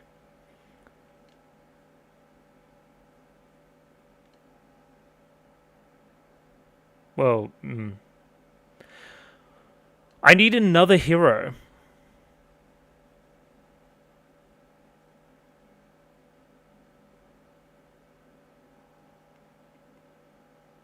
I like that the public is just here, too. It's not in any secret spot. Where are we? Really? This thing's flown by.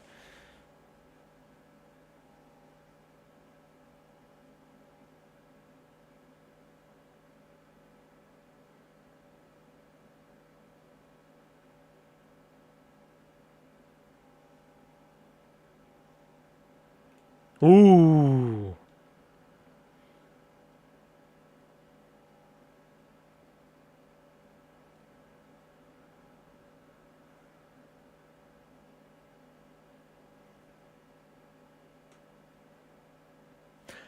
This reminds me of another... It's another shonen. Somebody else has this ability to see just a few seconds ahead of them. What am I remembering that from? I'll figure it out. I'll talk about it later.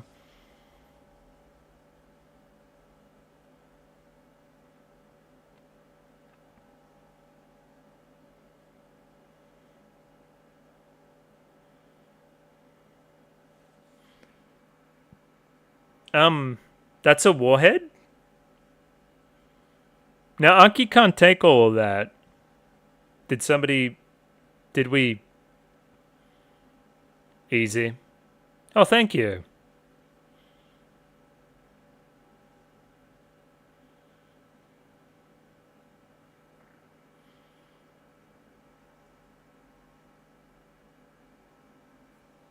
I never said you couldn't put on clothes.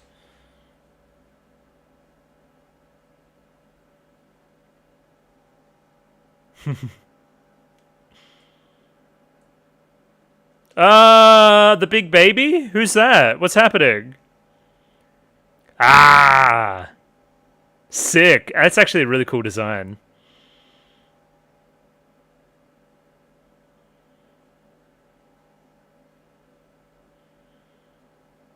I'm with you, Denji. This shit's fucking... They're being tough on you.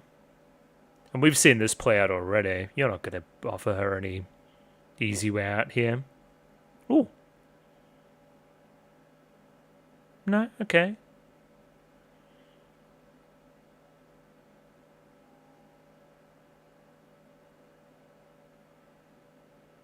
Turning it into a weapon? Oh, for use on you. Gotcha. That works too.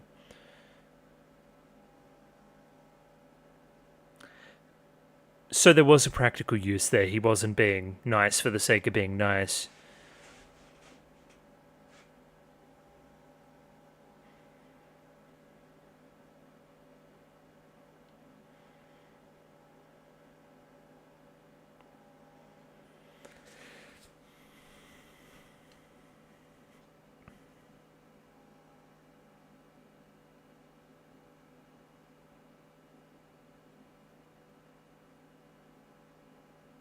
Well, that's just the mouse thing again.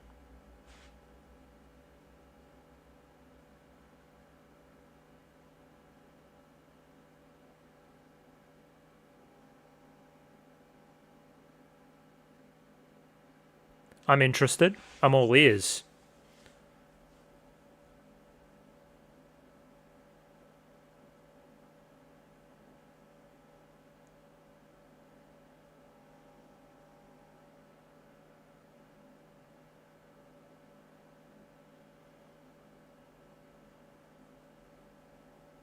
I remember the sword guy used to, like, teleport behind you type stuff.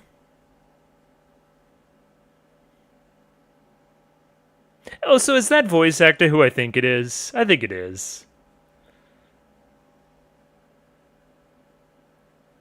He's really disappeared into that role, I think.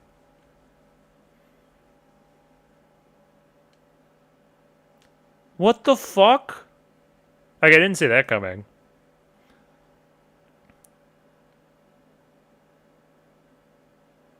He has a mount? That's definitely not what he meant. Like Spider-Man.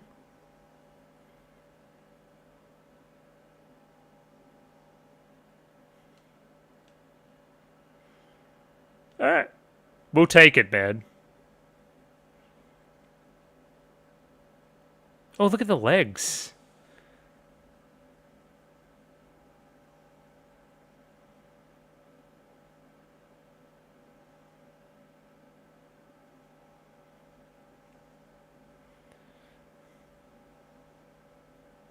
Go there into the eye of the storm, boy.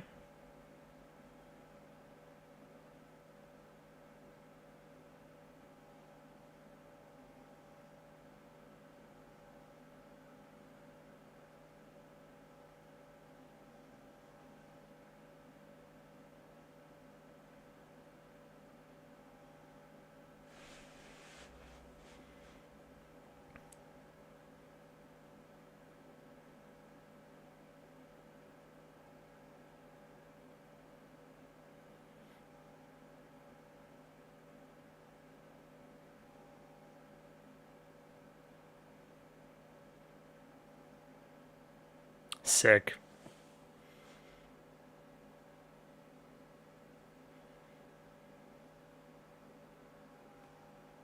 Animation, guys. Come on now.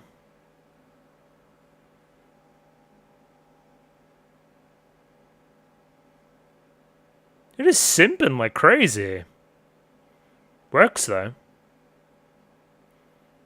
Oh, thank God, her legs are back. Sorry about that. Hit the mic.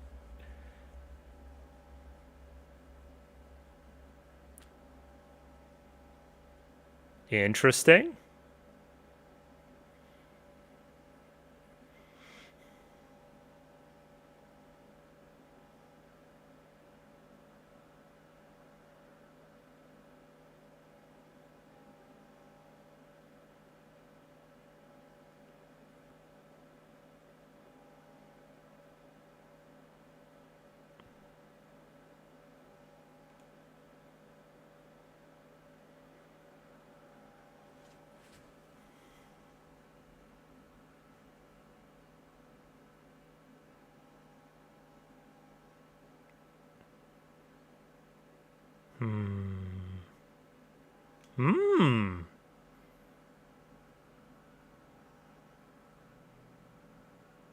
What was that?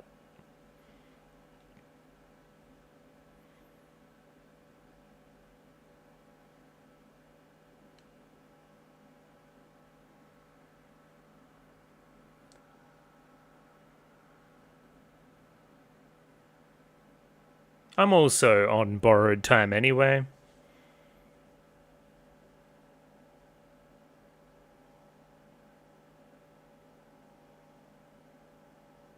Yeah, but I think he had 2 years already or something like that.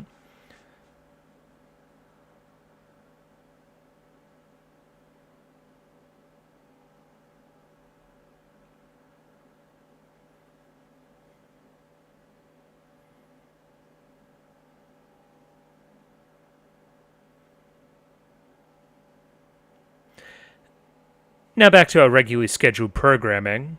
Chainsaw Man on a fucking shark.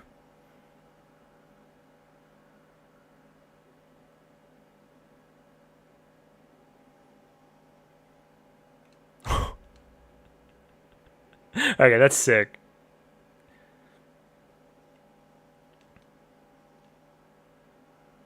Whoa!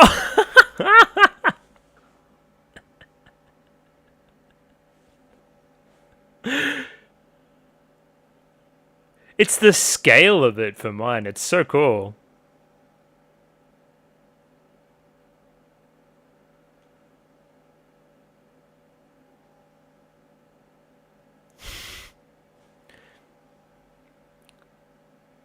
I mean, hope you don't have work tomorrow. What the fuck?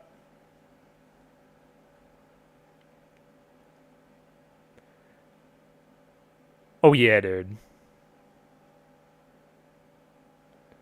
Oh yeah, dude.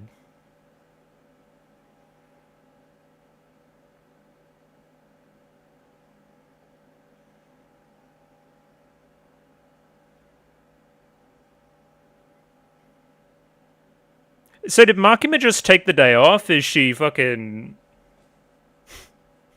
No paid time off? I gotta get out of here? Kishibe, please save me. Power? Because I'm getting fucking toasted. I'm getting my ass beat.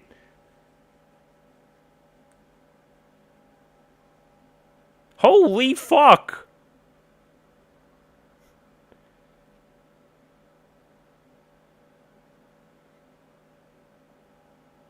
You're in over your head, man.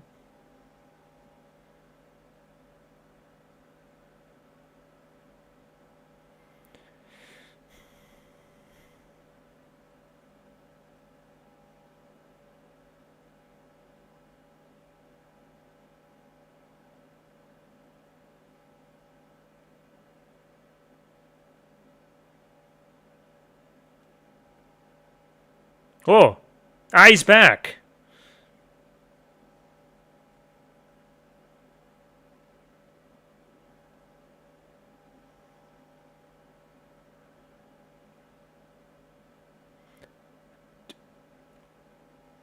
We didn't evacuate the city. There's millions dead again? Fed us, baby. Into the eye of the storm.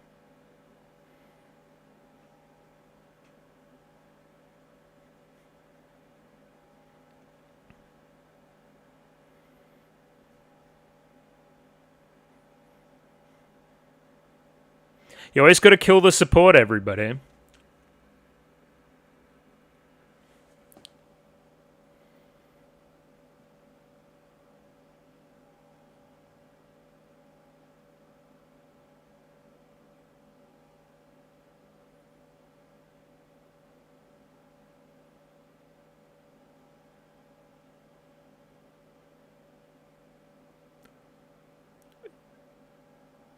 I'm playing like only up right now or something?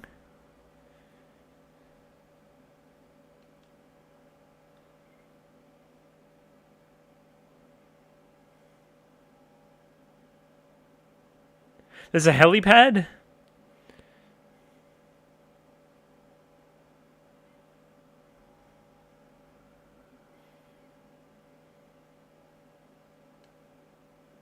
Yeah, you kill that baby.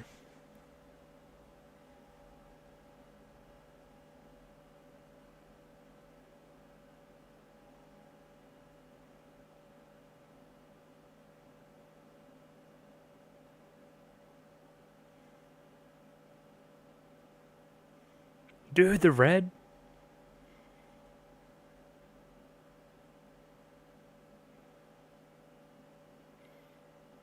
Motherfucker, that's a blood tornado?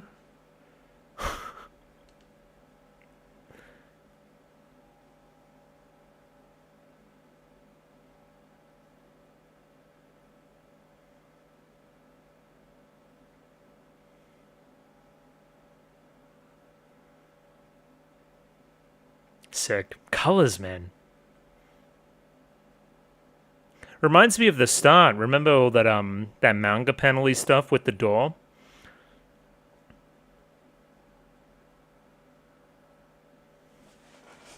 Ooh. Yeah, I mean, sucks to be a civilian. And I mean, Reze's still here.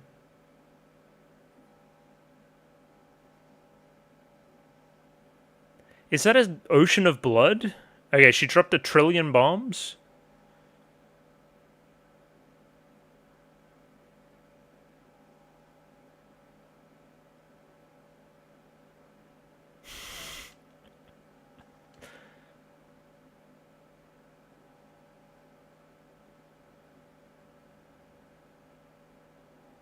Alright.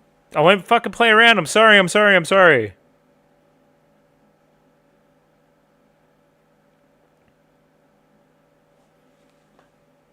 Rainbow bombs? Oh, like fireworks. See, it's cute.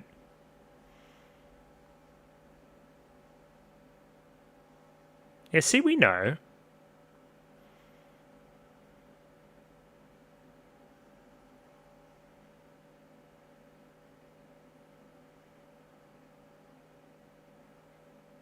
How does one even realize they have this power?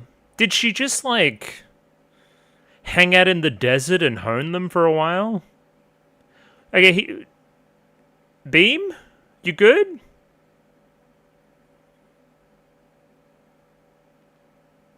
I don't know if he good. Save our boy.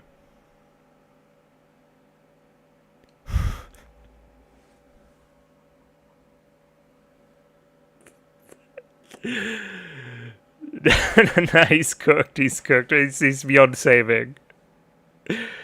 That boy is sashimi. But he protected me.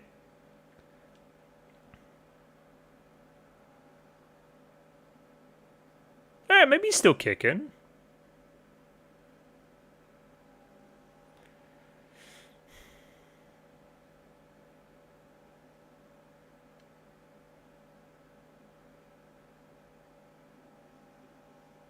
What is happening now?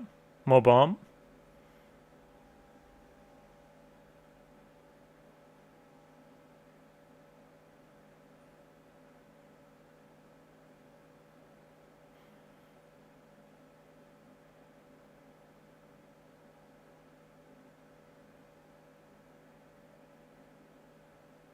Yeah, good point.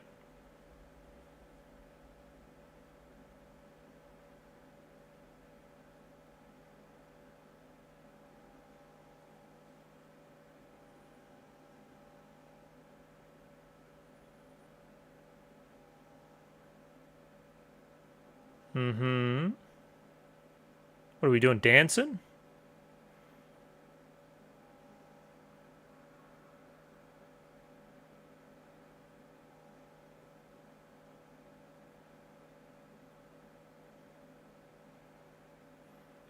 Happening?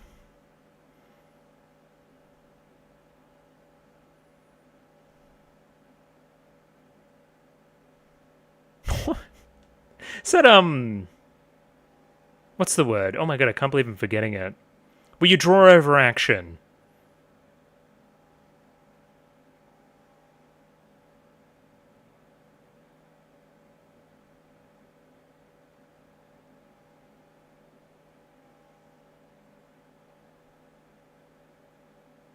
Hey, they're swimming again.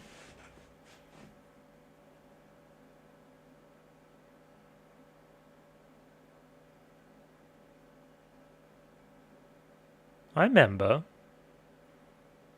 We're all naked and shit.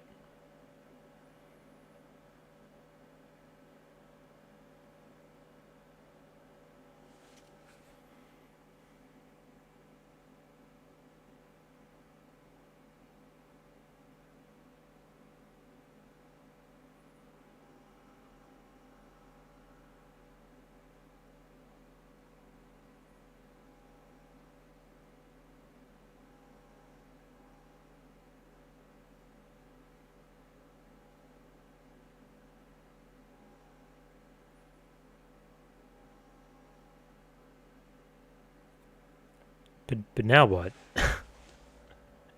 We drown together?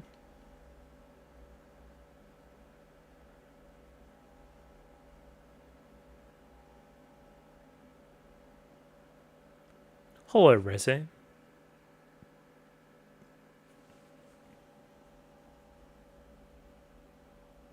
Whose shirt? Denji shirt.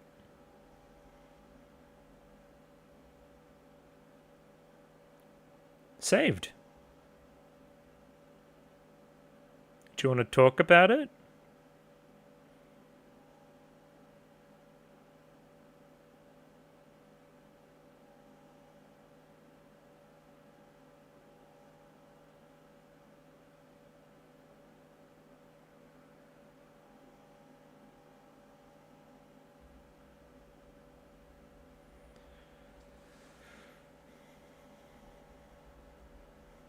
Uh-huh.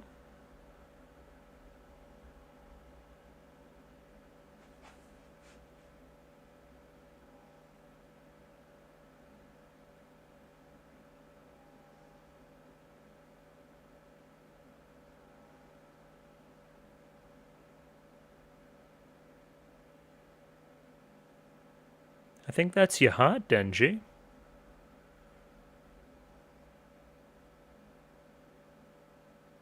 Well, you tried to before. Heh. I mean, I agree, if it was to be murdered.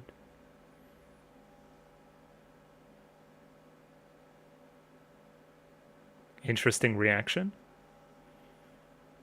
Interesting eyes.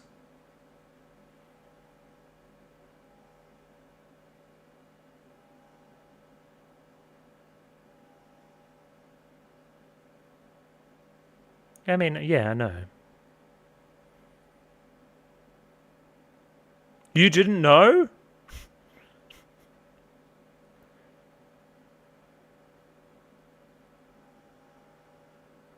Do you know Reze? Who knows?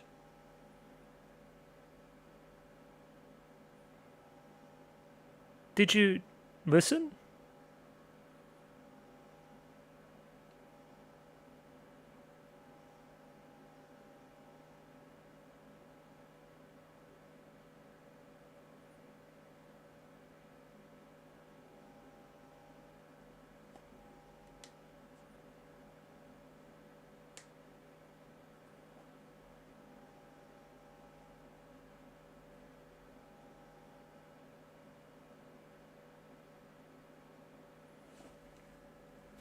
You'd teach me some stuff.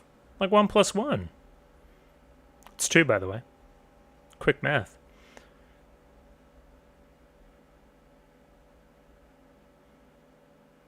Interesting.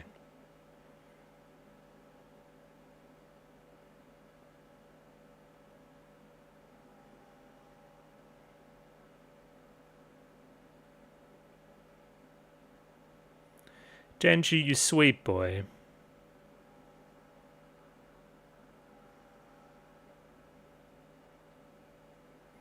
You sweet, sweet, sweet boy.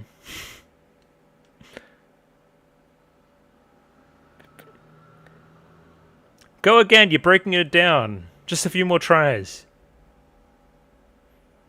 But unironically that?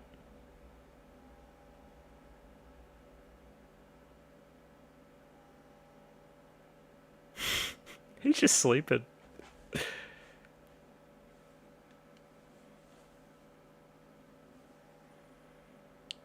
He's gonna drown? Dude. Sick.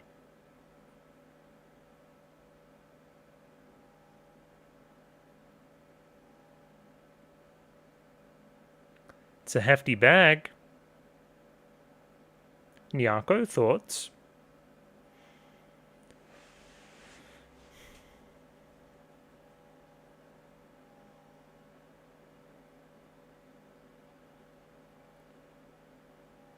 Can you believe the Power's just been having her, like, blood drained this entire time?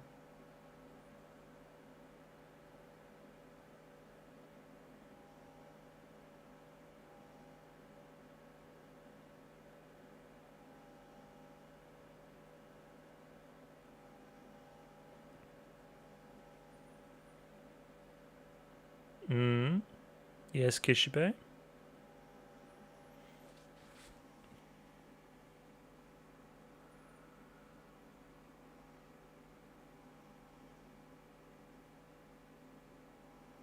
That just sounds like us.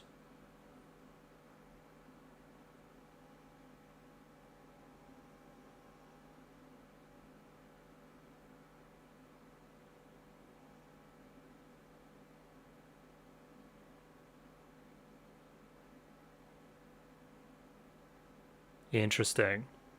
Russian.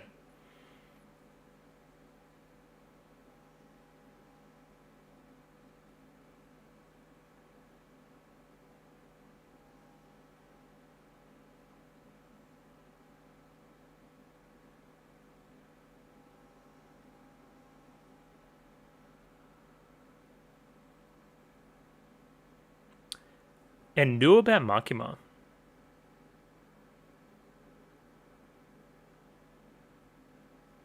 Making a decision. Goodbye?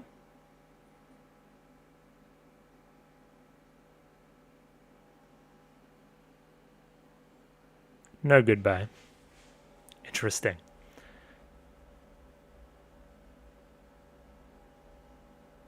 Uh-huh. I don't know if this is the right choice. Where are we? Oh, getting close now. Ooh.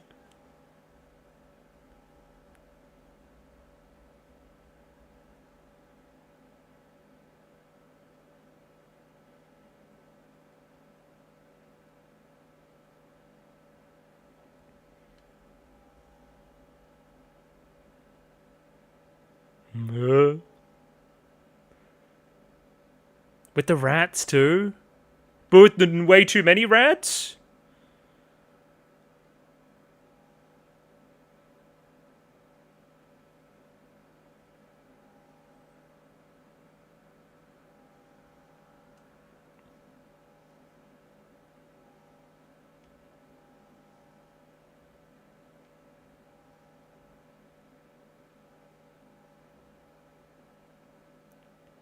Go on.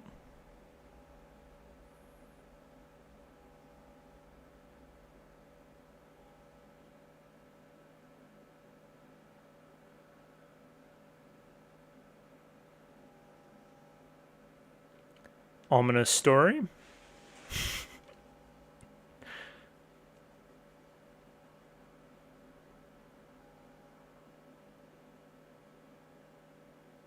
Yeah, I mean, like, she's fucking broken.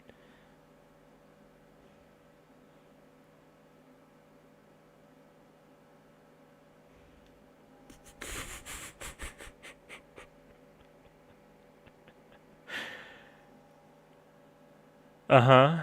The weapons.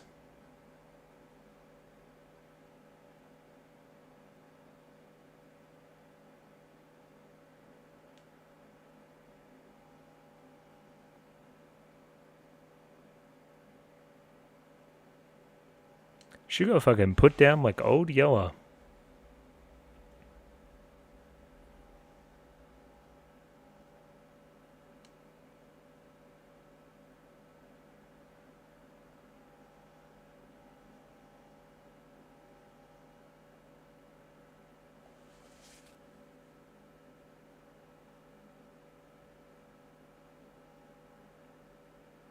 That's a little bit sad.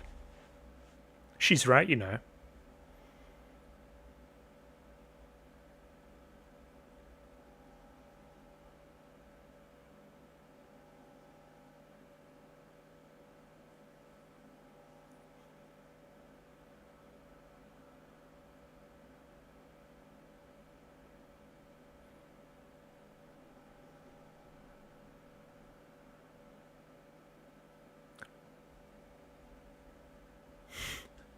No.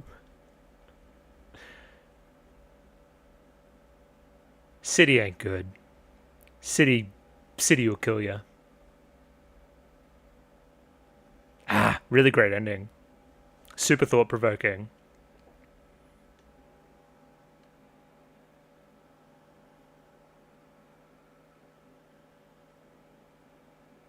It was really good. Obviously, again, MAPPA production side aside, it's very good. Obviously, it's the city mouse, country mouse of it all, and I guess the 11th hour reveals around Reze and her origins and her character and what's motivating her. She just another cog in somebody else's game as well.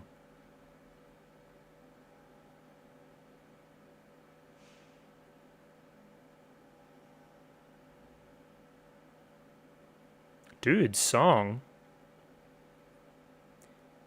Hikaru Utada? Sounds like her.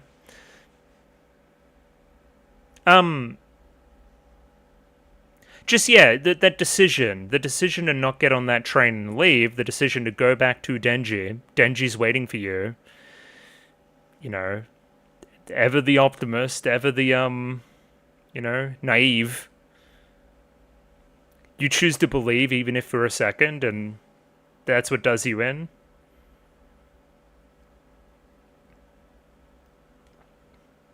But it's also kind of just desserts. A lot of it you were playing off of Denji's naivete.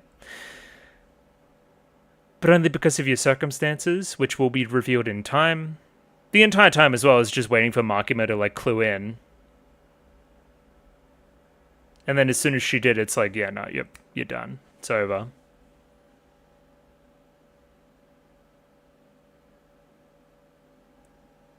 Also, yeah, that little metaphor about the country mouse there at the end with Makima and her dialogue there just reveals so much better character again. Loves to be in control. Loves to see all. Also, dogs in that as well. Control my dogs to kill the rats. Rats get experimented on, like how Reze was an experiment.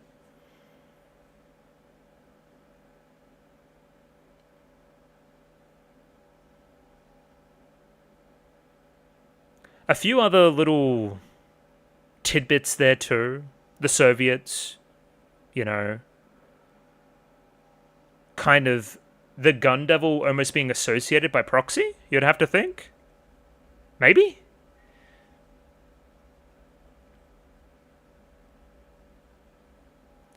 Once again, you would say using Denji in a way as bait to bring in stronger and stronger people.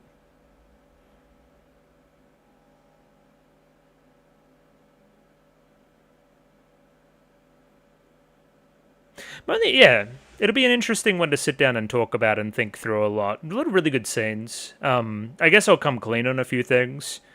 I knew that Reze died. That's like one of the big ones I knew going in. And I saw her fighting on the front poster, and I'm like, she's fighting against Denji there. Is it going to be like a thing whereby Denji feels like he's being commanded to fight her? But no, there was something else going on. I didn't quite get that. But the rest of it was surprising. You've been there a while, huh? Oh, look at the flower. Poor boy.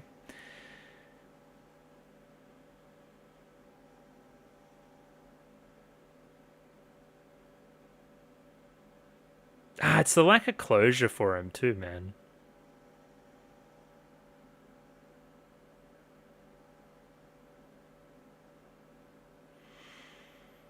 I hope, man.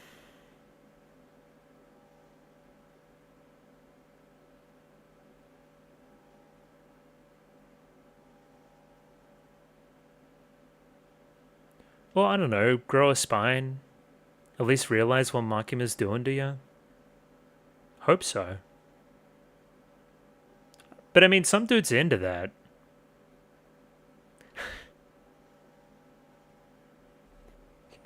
Now that's my dream come true.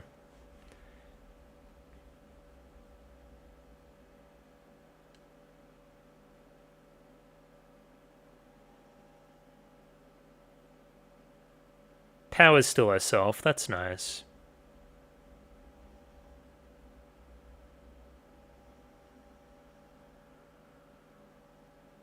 Give her the flowers, so she can eat them.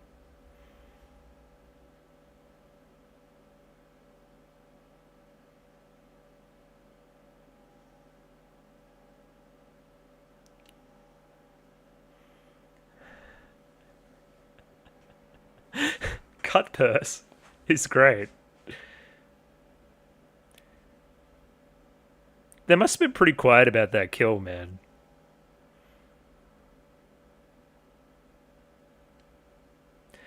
Alright, I mean, none of my questions got answered as well from the start. That's very funny.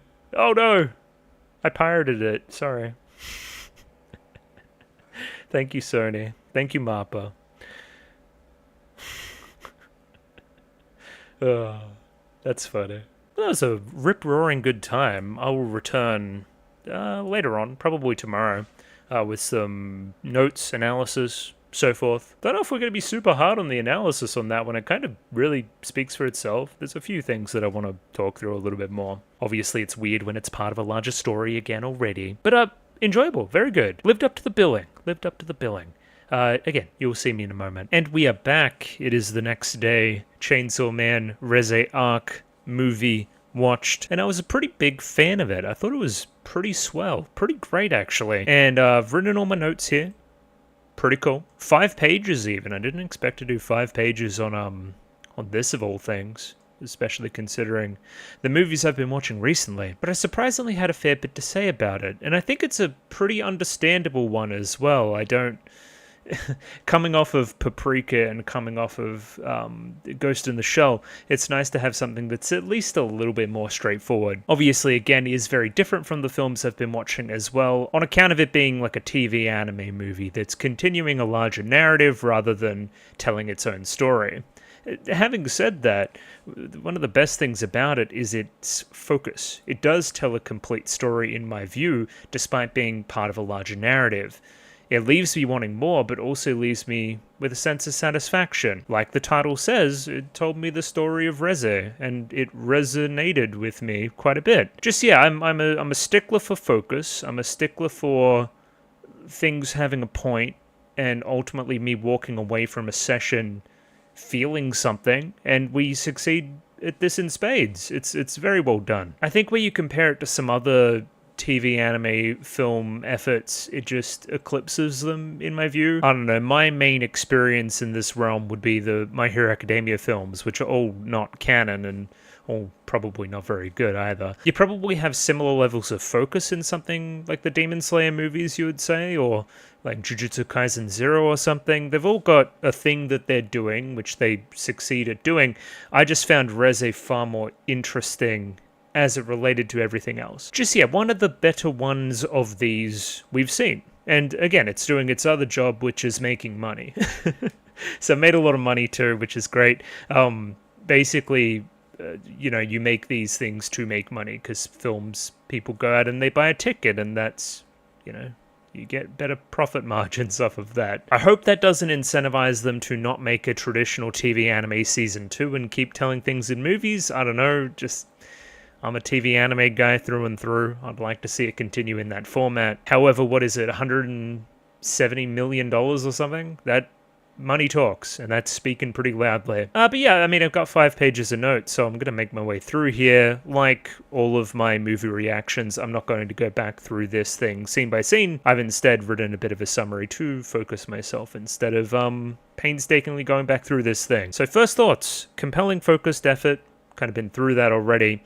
Impressively consistent level of quality in the production across all aspects. So in my format here, I'll go into like story, character, like what did it all mean, art, animation, music. All of these things are basically firing on all cylinders. It's very, very good. I wouldn't say there's a particular weak point here, albeit there is a few criticisms that I have throughout the analysis here, but they took their time.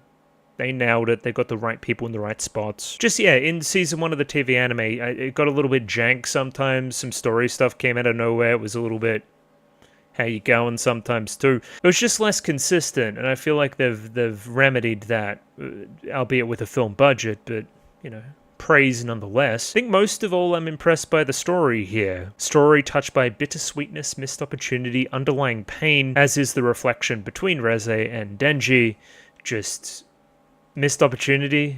They would have been so sweet together. Oh well, that's the circumstances they're in. That's the world that Tatsuki Fujimoto has made. He definitely likes to keep things a little bit dark. I guess with my knowledge going into it as well, I knew not to probably expect something that's going to end well. So I braced myself accordingly. Now this, I say in a good way, but it's also in a bad way that it leaves you wanting so much more.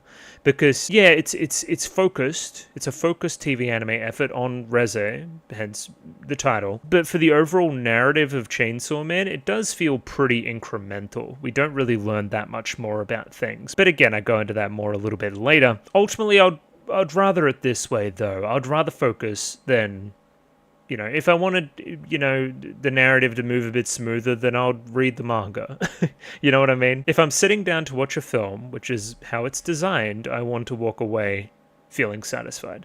And if they did do too much and it ballooned the length or something, then maybe I wouldn't have felt as satisfied. Rightio, the story, it's pretty simple. I'm not going to need to break out the Wikipedia. I've got Wikipedia up here somewhere. Hang on. Chainsaw Man. Yeah. I read back through the plot summary. There's not really much there that I don't already understand. Just as a quick summary, on the back of Season 1 stuff, Power has additional horns. She consumed too much zombie blood, so she's out of commission basically the whole movie.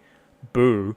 Denji goes on a date with Makima. It is intriguing. Aki needs a new partner, pairs up with the Angel Devil. Fortuitously, you know, out of nowhere, this character called Reze jumps into Denji's life and starts to rock things around a little bit. He's a little bit torn between her and Makima. It seems all very sweet between those two, but you kind of get the feeling that something's not quite right. As a matter of fact, Reze's presence here is a little bit more cynical, as we learn during the very last kind of bit of the film. She's a Russian spy weapon child experiment thing, who may or may not also have ties to the Gun Devil. We'll see. Same thing as everybody, she wants Denji's heart. Well, actually, the chainsaw heart, not Denji's heart, pretty specifically there. Fight scenes ensue. Denji wins the day, wrapping himself up with Reze, going into the ocean. But he saves her. You know, despite everything, despite the betrayal, he still trusts in her and still keeps that door ajar for them to run away together. However, that shred of humanity that Denji showed and that Reze believed also led to her downfall, also led to her demise, as we see here. Makima just coming out of nowhere and really ambushing her and murder. Great. The entire film I was kind of waiting for the shoe to drop here. Makima ain't dumb. Should know what's going on. She's like, yeah, right where I want you. Perfect. Good. Dead. Gets very, very protective about her little Denji. Tragic ending. Denji left in the dark. Doesn't really know what's going on. Angel Devil leaving Aki out of it as well. There's something in that too. But yeah, as for plot twists and turns, it's really only the Reze reveal is the big one there, you would say. There's a lot tied up in that, of course. But other than that, everybody's pretty much what we thought they were going to be. Pretty much. I think the ending is really what ties this thing all together. You know, makes up for a lot of the meaning of the rest of the runtime, allows you to kind of analyze and reobserve previous scenes with that knowledge. Now, I found overall there was a few similarities to something like a Goodbye Eri. Of course, there's the watching of the films back to back to back early on. Definitely Goodbye Eri vibes there, just in content. But just kind of this fortuitous romantic relationship between two characters. They're kind of locked in a place, learning off one another, things not being what they seemed, there being kind of a tragic turn at the end. Depends on your interpretations of Goodbye Eri. Tatsuki Fujimoto in his bag there for sure. Even something like a Look Back, I saw some similarities just in tone that, you know, dark twist coming out of nowhere. Obviously less meta than Look Back in that department, but you know, loves to like punch in the gut a little bit with those reveals. The standout sequences in the story shouldn't really surprise anybody. It's kind of this night swim section is one of the big ones. Denji cock on screen, very cool. But there's a lot tied up into it. Of course, Denji and Reze, as revealed at the end, have never attended school, never had a normal life. This allows them to be, you know, kids, a little bit rebellious, rambunctious, joke around, have a good time, you know, not be overburdened by whatever other larger stuff is on them. They just get to live. Even if it's fake in the moment, sometimes the fake stuff is more valuable than the real stuff. I don't know. Obviously, the water stuff coming back at the very end, the whole learning how to swim motif. Denji saving Reze, using the stuff that Reze taught him earlier in the plot. Pretty solid. As well as just in general, getting naked. Getting naked, bearing all, being vulnerable. It's all good. Well, that reminds me, I should talk about this. I had a theory for a little bit. Like, what's the weather like when Denji meets Reze? Rain. And the Typhoon Devil is in the plot somewhere. I thought maybe, okay, Typhoon Devil is around here at this point, to the point where we get Denji into the... No, not quite. I think Typhoon Devil only really teams up with Reze after her guy fucking dies. After this guy cocks it, Typhoon Devil's like, oh, switch sides, sure. Because it seems that all these devils are just after the chainsaw heart. For whatever reason, it's valuable. Now, I did say earlier we didn't really have much of a, what you would say, overall plot reveal-y stuff, overall important stuff. I feel like these movies with Makima is one of the most revelatory scenes in the entire thing. So up to this point, they've watched 5 movies across all genres, none of which impress them much at all. Again, I think that talks to Denji's, lack of human experience and therefore lack of empathy off of that. He needs to learn a lot of that stuff through the runtime of the film, through characters like Reze, which is ironic considering she didn't really have much of it anyway. You guys know. And Makima, I think it reveals a lot more that she just really doesn't even feel empathy. She's cold and unmoved by a lot of things. But just a simple scene, and my interpretation here is that it's a soldier returning from war to his mother or lover or somebody important to him anyway. And they just really share an embrace, and that's enough to bring the both of them to tears. We never really did discuss Denji's mom. Don't really know what's going on there. But a story about somebody that's essentially a human weapon returning from war and, being embraced on the other side, and love here being somewhat unconditional across time, across countries, across everything. That's surely got to resonate with them. It's one of the few things that does. I think the more interesting part is, why did Makima cry? You could take a cynical point of view. Maybe she noticed that Denji was crying and wanted to have a moment with him just to push her agenda ever much further. Or she's genuinely moved by it, and it's the one moment of Makima not being cynical that we've basically seen in the entire thing. To me, this seems genuine. That's my read. I think that this is Makima actually showing something that may be going on with her. Mommy issues, or daddy issues, parental issues. Sure. Anyway, next up, fireworks/Reze reveal, which is around here somewhere, I believe. It's the angles, it's the coloration, it's the kind of rose-colored tinge turning into a blood-colored tinge. It's the fireworks at a festival being this stereotypical first kiss location, that turning a little bit sour. It's another one of Denji's kisses that haven't ended the way that he would like them to end. The whole puke incident from season 1.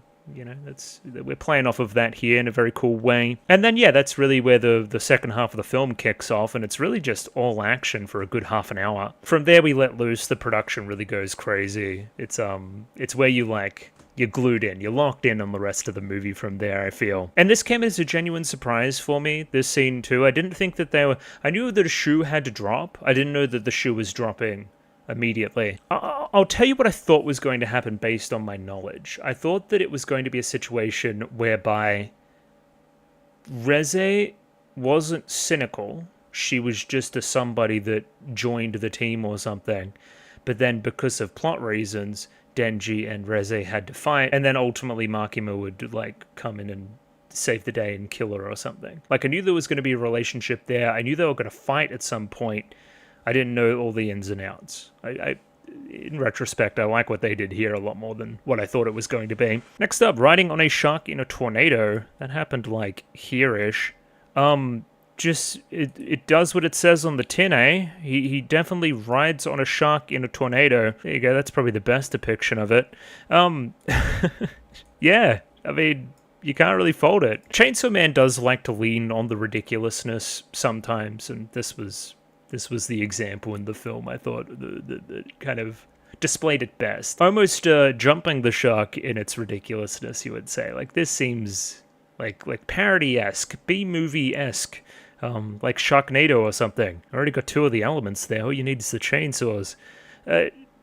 I think it works. It's already a ridiculous show with a ridiculous power system. Sure, throw some bullshit in there, I don't know. And of course, I think the ending is what makes it, the ending being all the stuff on the beach all the way through to the end of the film. It's Denji's charity towards Reze, it's her reconsidering things in the wake of that, it's the foreboding nature of things going on. I love the repetition of the journey to the cafe for Reze as well that we go through. As well as the reveals around her origins. Even this kind of alleyway is similar to some of the stuff at the beginning with Denji's alleyway in his own mind. It's the bittersweet nature, it's the missed opportunity, it's all that stuff. It's Makima being a badass, it's the angel devil stuff, it just all works. It all works very, very well. And yeah, as I spoke about before, not a lot of forward momentum for Chainsaw Man, the story, the overall IP. No Gun Devil sighting. Boo. Boo. They're holding that one back a long way. They're holding. I thought we would have seen him by now. We don't really get much more regarding Makima's motives. We now have pretty solid confirmation that she is, like, suspect, but we already really knew that. Once again, we know that Denji is important. The Chainsaw Heart is important. We already knew that. We don't really know why still. Only a little bit more regarding the door, which was the other lingering thing from Season 1. Just really Pochita within Denji's own kind of mind palace saying that you must never open this door. Now, my read is that when you open the door, you let something out. And if you let that something out, maybe Denji is changed from Denji to somebody else, you know, irreversibly. Hey Denji, if you want to stay yourself and don't turn into the Chainsaw Devil, you must keep the barrier kind of shut. Otherwise, again, it's just going to go bad. There's a reason why that chainsaw guy is so feared. Something, there's an evil presence inside of me. Something, I need to subdue it and keep it all hidden. You know, pretty standard shonen stuff. That's my read. I think that the door is metaphorical. That, or there's something repressed from Denji's past, which involves that door. Which, repressed memory, mind palace, I don't know. We don't know, that's the whole thing, we didn't get more information there. That's the other major criticism too, only really a little bit of expansion on side characters. Like, okay, I do some characters here, I write about the characters which I thought had things to talk about. Aki and Makima? That's really it. Beam's cool, Beam's funny, and I like that our little dudes just show up, like Kobeni has a moment along with the, fucking martial arts guy. The Violence Devil, I think his name is? Something like that. They're all fun, but I'd like to know more about them. Again, even Angel, only tidbits, only small bits, and they're mostly interesting how they relate to Aki, in my view. The start of a little bit of sympathy between the two, you would say, by the very end, with, you know, the Angel Devil not wanting Aki to be involved with the murder of a young girl. You know, it may be a touchy subject at the moment, considering Himeno's death and her closeness to Aki. Really struggling to get a passage of time as well. Like, how much time has passed since Season 1? Like, 2 weeks? 2 months? I'm really unsure there. And it's kind of relevant considering that Aki doesn't really have much time left. Anyway, weird. Characters. I think first and foremost we should talk about Reze. I think you would have to be kind of dumb to not think that something's up with her. Like, Denji... We love Denji. He's our little boy. But he doesn't have a lot of prospects. Put it this way, if Reze was just like a normal girl, I'm not sure that she would be all over him. He doesn't go to school, he just really has his job, that's the one. He the biggest highlight of his day is having 3 meals. I don't know, he's not the best romantic prospect, which, like Makima, makes the interest seem contrived. And it is.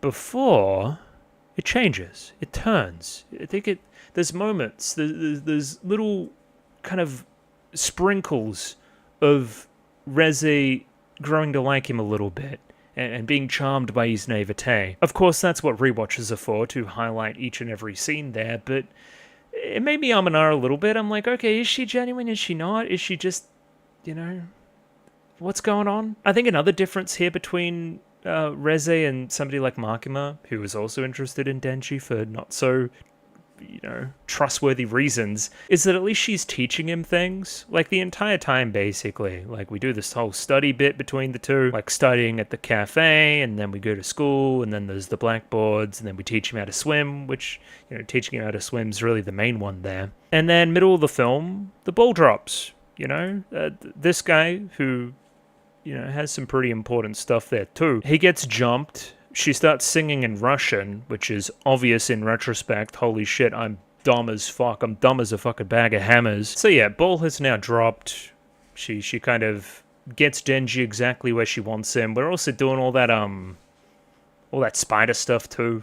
Metaphorically, there's the spider web, and, you know, we've caught the butterfly in the moonlight. That's all very pointed. Black Widow, vampire stuff. It's all good. But I would say during her time as the major antagonist here, she's still supremely likable. I think that's kudos to Reina Uedo, who is a real talent. She's a very, very good up-and-comer in the voice acting world over there. Like, she's still a fun screen presence through this whole thing. She's intimidating, her abilities are cool, she quips, she kills a bunch of people I don't really care about. Like, it's all great. Before again, ending happens. Denji's earnestness does wear her down, saving her life, wanting to run away together, be kids. I think there's part of her that sees Denji's strength and also starts to respect it as well as her own strength. They're like, okay, well, I know Denji's not lying to me because I don't think he has the capacity to. I know that he's strong. I know that I'm strong. Maybe, again, if we do run away together, we can actually make it. Like, us working together, I don't know who could compete. And her belief there, her not stepping onto that train, her not taking that opportunity to leave when she does, is to her detriment. She dies. She dies because of that decision. Next up, Denji. Poor Denji. He wants somebody to love him for him. Denji is still characterized mostly through his naivete. Normal, real-life things are foreign to him. Being a human is foreign to him. Despite being one his entire life until, the start of the show happens, I don't feel like he's really ever had a proper experience. What did he sold a kidney, he sold an eye, he's been a slave since age 5. Even before that, I thought that life's probably not all that great. He doesn't have the human experience to be able to generate empathy, to be able to relate to any of these films that are shown. Like, scary things aren't scary to him, and touching things aren't touching, and all this kind of stuff. This is what I mean, it's important that Denji learns. It's important that he learns through the runtime a lot of different things. It allows him to grow more as a human. It allows that human-devil dichotomy stuff to play out. It allows him to make a genuine decision there, a strengthening of both sides before ultimately a choice must be made. If we are worried about his human heart and his ability to have empathy or feel emotions at the end of Season 1 there, with his fight with the katana guy, this affirms that he does have the capacity to do so. What is love if not, self-sacrifice? Which is what he does, right? Like, he saves her life. He puts himself out there. He had the perfect opportunity to dispose of her, and he still didn't. He still held on to hope there. I think that's really important. Like, steadfast in his ideals, that's a perfect example there. Like, if he thinks that Reze is cool and attractive and pretty and stuff, he's going to do everything in his power to help her and support her and stuff. And given how much he's head over heels for Makima, when her true motives and her true actions are revealed in front of him, how is he going to cope? Will he have grown enough of a conscience by then to be able to stand up to her? Will he be human enough to stand up for what is right in the face of somebody that says that they're for humanity as well? That's the interesting stuff. That's the stuff that I want to see play out a little bit more. Also, just a small thing here. His friendship with Beam is wholesome. Natsuki Hane, great voice performance. Normally I'm super critical of him for fucking putting on the same voice all the time. That's a different character that he's doing now. That's a different guy. So well done. Very well done. He wasn't doing fucking Tanjiro voice. He actually disappeared into a role. Now, Aki. Aki's super interesting here. So his actions here still obviously, he's reeling from the Himeno stuff. Very important person to him. He's like #1 senpai. There also may or may not have been some romantic stuff going on there. There's a missed opportunity there too. She literally sacrificed herself for him. This then called upon his further descent and obsession with revenge, him cutting his own life even further, him taking on board the future devil. He is all cards on the table. He is all in. He is devotion. And the fucking angel devil is not. He does not give a fuck. He does not give a bollocks. He is characterized by laziness and lack of strength of his ideals. And Aki tries his best, but obviously they're not going to click based on this. This guy's sitting on the bench eating ice cream saying that I'd rather die than work another minute. Like, a little bit of just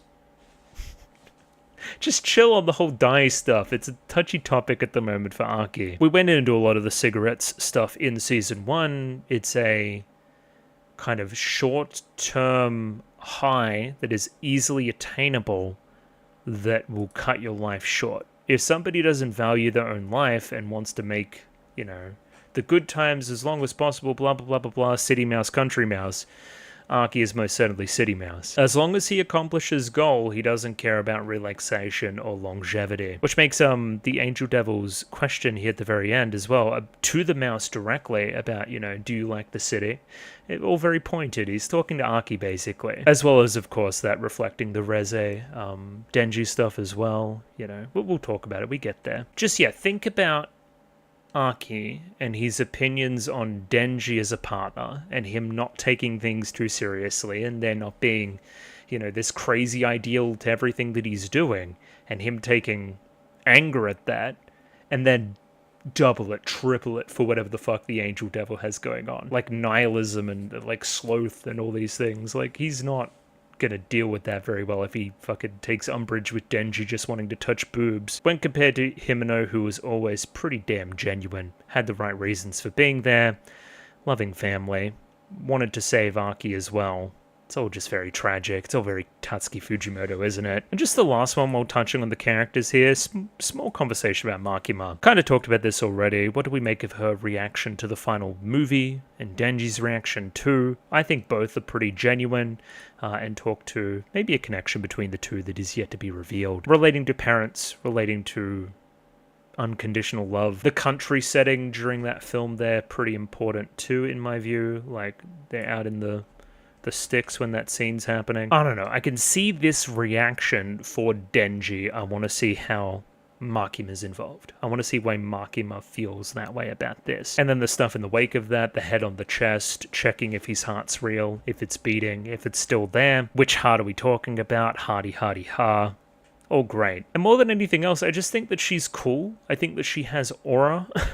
Great villain, great foil for the rest of the characters. She says that she's this advocate for humans. She wants to eliminate all devils and everything. But in the process, acts the most devilish and evil out of all the characters. The most trickstery, the least honest. What do we make of the quote-unquote human that doesn't display any of the qualities of one? None of the, emotional, empathy, stand by your mate, care for other human type things. She sees all these characters here as a means to an end, as pieces on her board. She doesn't treat them or their humanity with any, reverence. Will this be confronted? Will characters call her out on this shit? Seems that Arky was head over heels for her. Denji clearly is as well. Who's even left there? Kishibe? Characters that actually genuinely suspect her and can stand up to her. Once again, this is just forward speculation because we don't know here at this juncture, us anime onlys. Next up, what did it all mean? What did it all mean? Just a few conversation points, I guess we'll say. We're going to carry forth one of the major themes from the TV anime here, which is the human-devil dichotomy. There's a particular scene. It's like here or so. It's where Denji has basically had enough and he's like, fuck you, Reze, for tricking me. You're just like everybody else, just like all these adversaries. You want my heart, you want my ability, you want whatever it means, but nobody wants me. It's human devil, right? Chainsaw, Denji, right? Which one do you truly want there? Reze in the end falls for the Denji heart. It's not good. Is like the guy says, like old mate says, the assassin. If you can find out somebody's weakness there, you can exploit it. If you find what truly makes them tick, you can flay their skin and use that to get what you want. Loving somebody is a weakness. And for a weapon such as Denji, that's just not an option. And for people like Reze, that's not an option either. They were never afforded that luxury. Their life was chosen for them as a weapon. Anybody that actually feels anything in this world are suckers. They get killed. It's the cynical characters, it's the thinkers that make it. Which I think sucks. I don't know, I would like to be rewarded for being genuine. That'd be nice. Rewarded for being human, rewarded for being naturalistic. Yeah. The world sucks. Oh, thanks Tatsuki Fujimoto for teaching me that. Yeah, as I say here, tragedy, Reze, loving his human heart, Denji's human heart, leading to her death almost immediately. Like this guy, right? Markham had used Reze's love for somebody else as a weakness, as a means to draw them in. Arky here is interesting too, if we want to find that scene where he's saving Angel Boy. Because Arky has two different justifications, right? One is very devil-brained. One is very cynical, one is very logical even. That the Chainsaw Devil is strong, Denji is strong. If I want to have any chance against the Gun Devil, which is that revenge is my overall goal, we need to keep him alive. It's not because I like him as a person or anything. It's because he's useful. Same thing with the Angel Devil, right? I don't like him. I need to keep him alive to get my revenge, because he's useful. This feels like Cope. This feels like Aki trying to lean into that Makima side, trying to lean into being a little bit more devilish, but ultimately using that as a crutch. I think he just genuinely likes these people, deep down. I think he wants to save his friends. I think he wants to follow the path of somebody like a Himeno, rather than succumb to the dark side. It's because saving you is the right thing to do, rather than it having some grander esoteric meaning. I also think a lot of Aki's stuff with his little brother is tied up into that as well. Like, he's clearly the senpai to these other characters. Both Denji and Angel Devil here are coded a little bit younger. Specifically, Aki's brother being coded as sickly, is not like other kids, but still clearly caring for his brother. I think that ties up in a lot of this stuff as well. Maybe even selfish at times. I think he sees a lot of his brother, his little brother that died, in a lot of his compatriots here. So yeah, that continues to be an interesting one to follow. Who will ultimately be successful? Those that feel emotions, those that are true to themselves, those that hold empathy, those that are human. All the devils win in the end. Your Makimas and the like. Next up, City Mouse versus Country Mouse. We basically say it in the episode itself, in the film. It's one of Aesop's fables, a pretty famous one too. I believe I'd heard of this one in the recesses of my brain. Let me quickly summarize. Basically, Country Mouse is visiting City Mouse and eating all sorts of great food, and they're like, this is fucking awesome. Luxuries, food that I've never seen before, a roof over my head, all sorts of crap. It's great. Like, these things that I've never had before. But then the cat rolls in and scares him off. And the Country Mouse is like, what the fuck? There's a cat here? And even better than that, they're eating from this table. Then the servant comes in, and he has a dog with him. And it's like, okay, that's even more terrifying. So then the Country Mouse is like, fuck this shit. You can keep all your luxuries and all that other kind of stuff. If it ultimately endangers me more and makes me terrified to be alive, it's not worth it. I'd rather have a lesser life with less worldly possessions and everything, but feel safer. As I write here, it's luxuries versus security.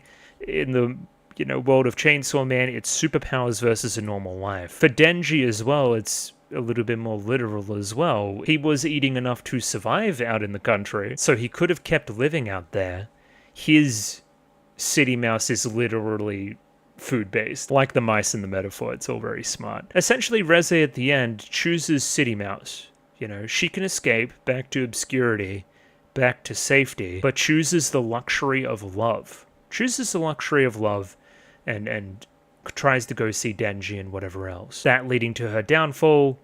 That's the danger of being a City Mouse. I just copied this straight from Wikipedia because I think it's the best summary of it.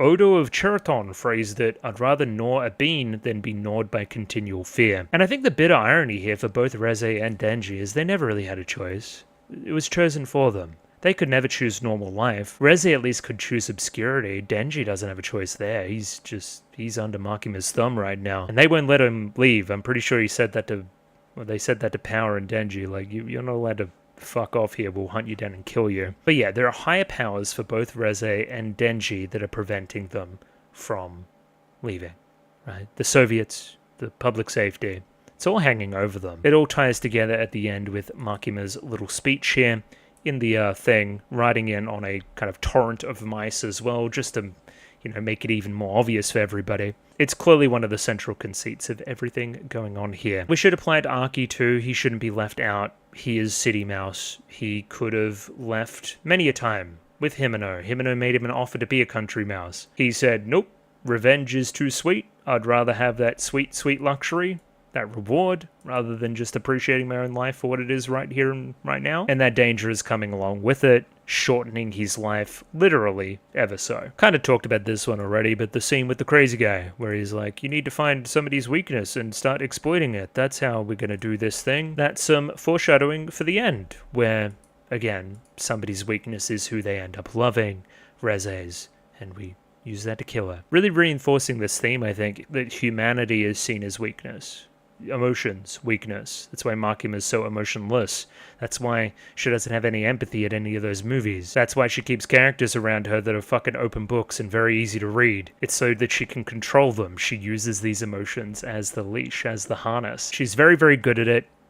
She knows what she's doing there. Perfect master manipulator type character. Next up here is drowning versus learning to swim. Of course, this comes in with the whole pool scene, Denji swimming for the first time essentially being taught by Reze. This leading to that ending confrontation as well, where literally, like, Denji traps Reze and drags her down. That's almost like Denji's emotional state trapping her, like, with this empathy, with this feeling of love, and ultimately leading to her demise, leading to her sinking ever so down to the bottom. It's that classic as well. It's like, is it better to have loved and lost than to have never loved at all? This one, it's kind of like, is it better to love and then die than to have never loved at all? Is it better to drown, right, in everyday life, continuously till the day you die, or try to learn to swim and actually jump in the proper water? It's all the city mouse, country mouse stuff again. It's all very consistent there. It's about risk versus reward, but risk is ultimately what the life is all about. And of course, that being that, like, number one thing that Denji, like, appreciates, and the reason that he wanted to save Reze is that you still taught me how to swim. You must have cared about me at some point,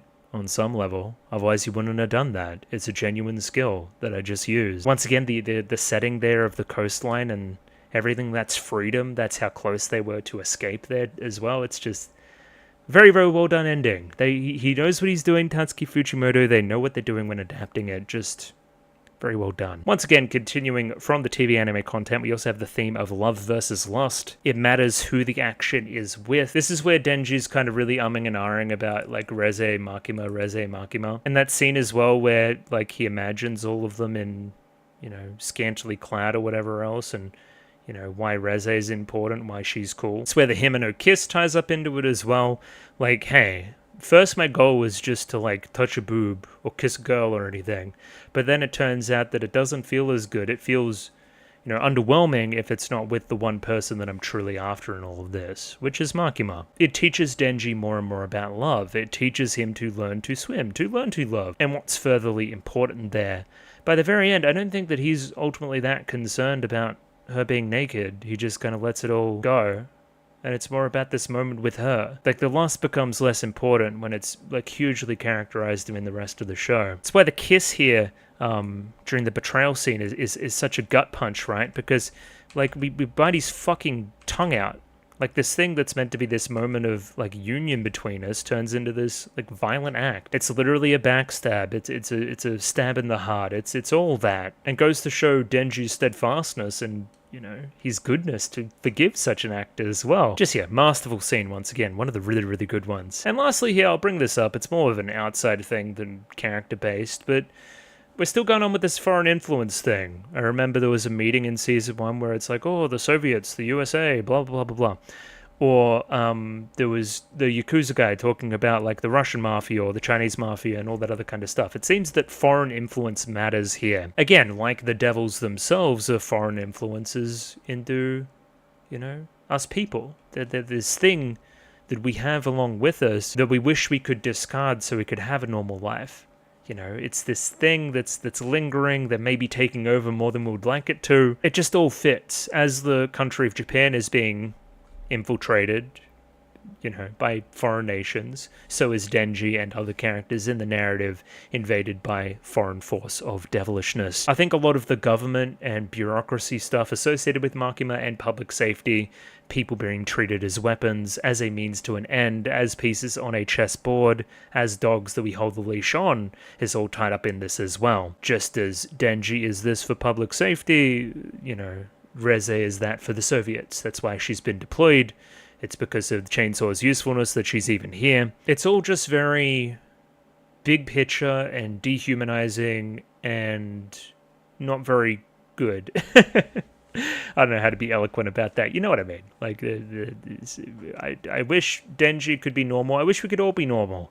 I wish I wasn't used as a number, on a sheet in real life as well, but I am. That's the society we live in. And yeah, I mean, I think that's enough of a conversation about, the plotting and stuff, let's start talking a little bit more about the animation and what have you. Because that's the other big thing about it. This film looks unreal. This is Studio Mappa operating on a film budget, operating at all cylinders, firing on all cylinders. It's brilliant. It's very, very good. This was like the banker going in. You knew that it was going to be a banger production. You just did. Talented animators, some of the most talented in the business. Just between you and me, finally given a script that I think is actually pretty good.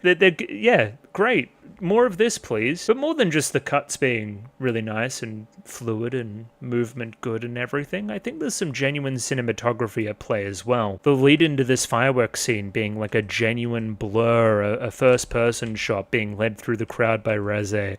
This great, again, classic high school festival experience being had between the two of them. It's like this wild memory that you can't quite recount. It's fuzzy, it's rose-colored.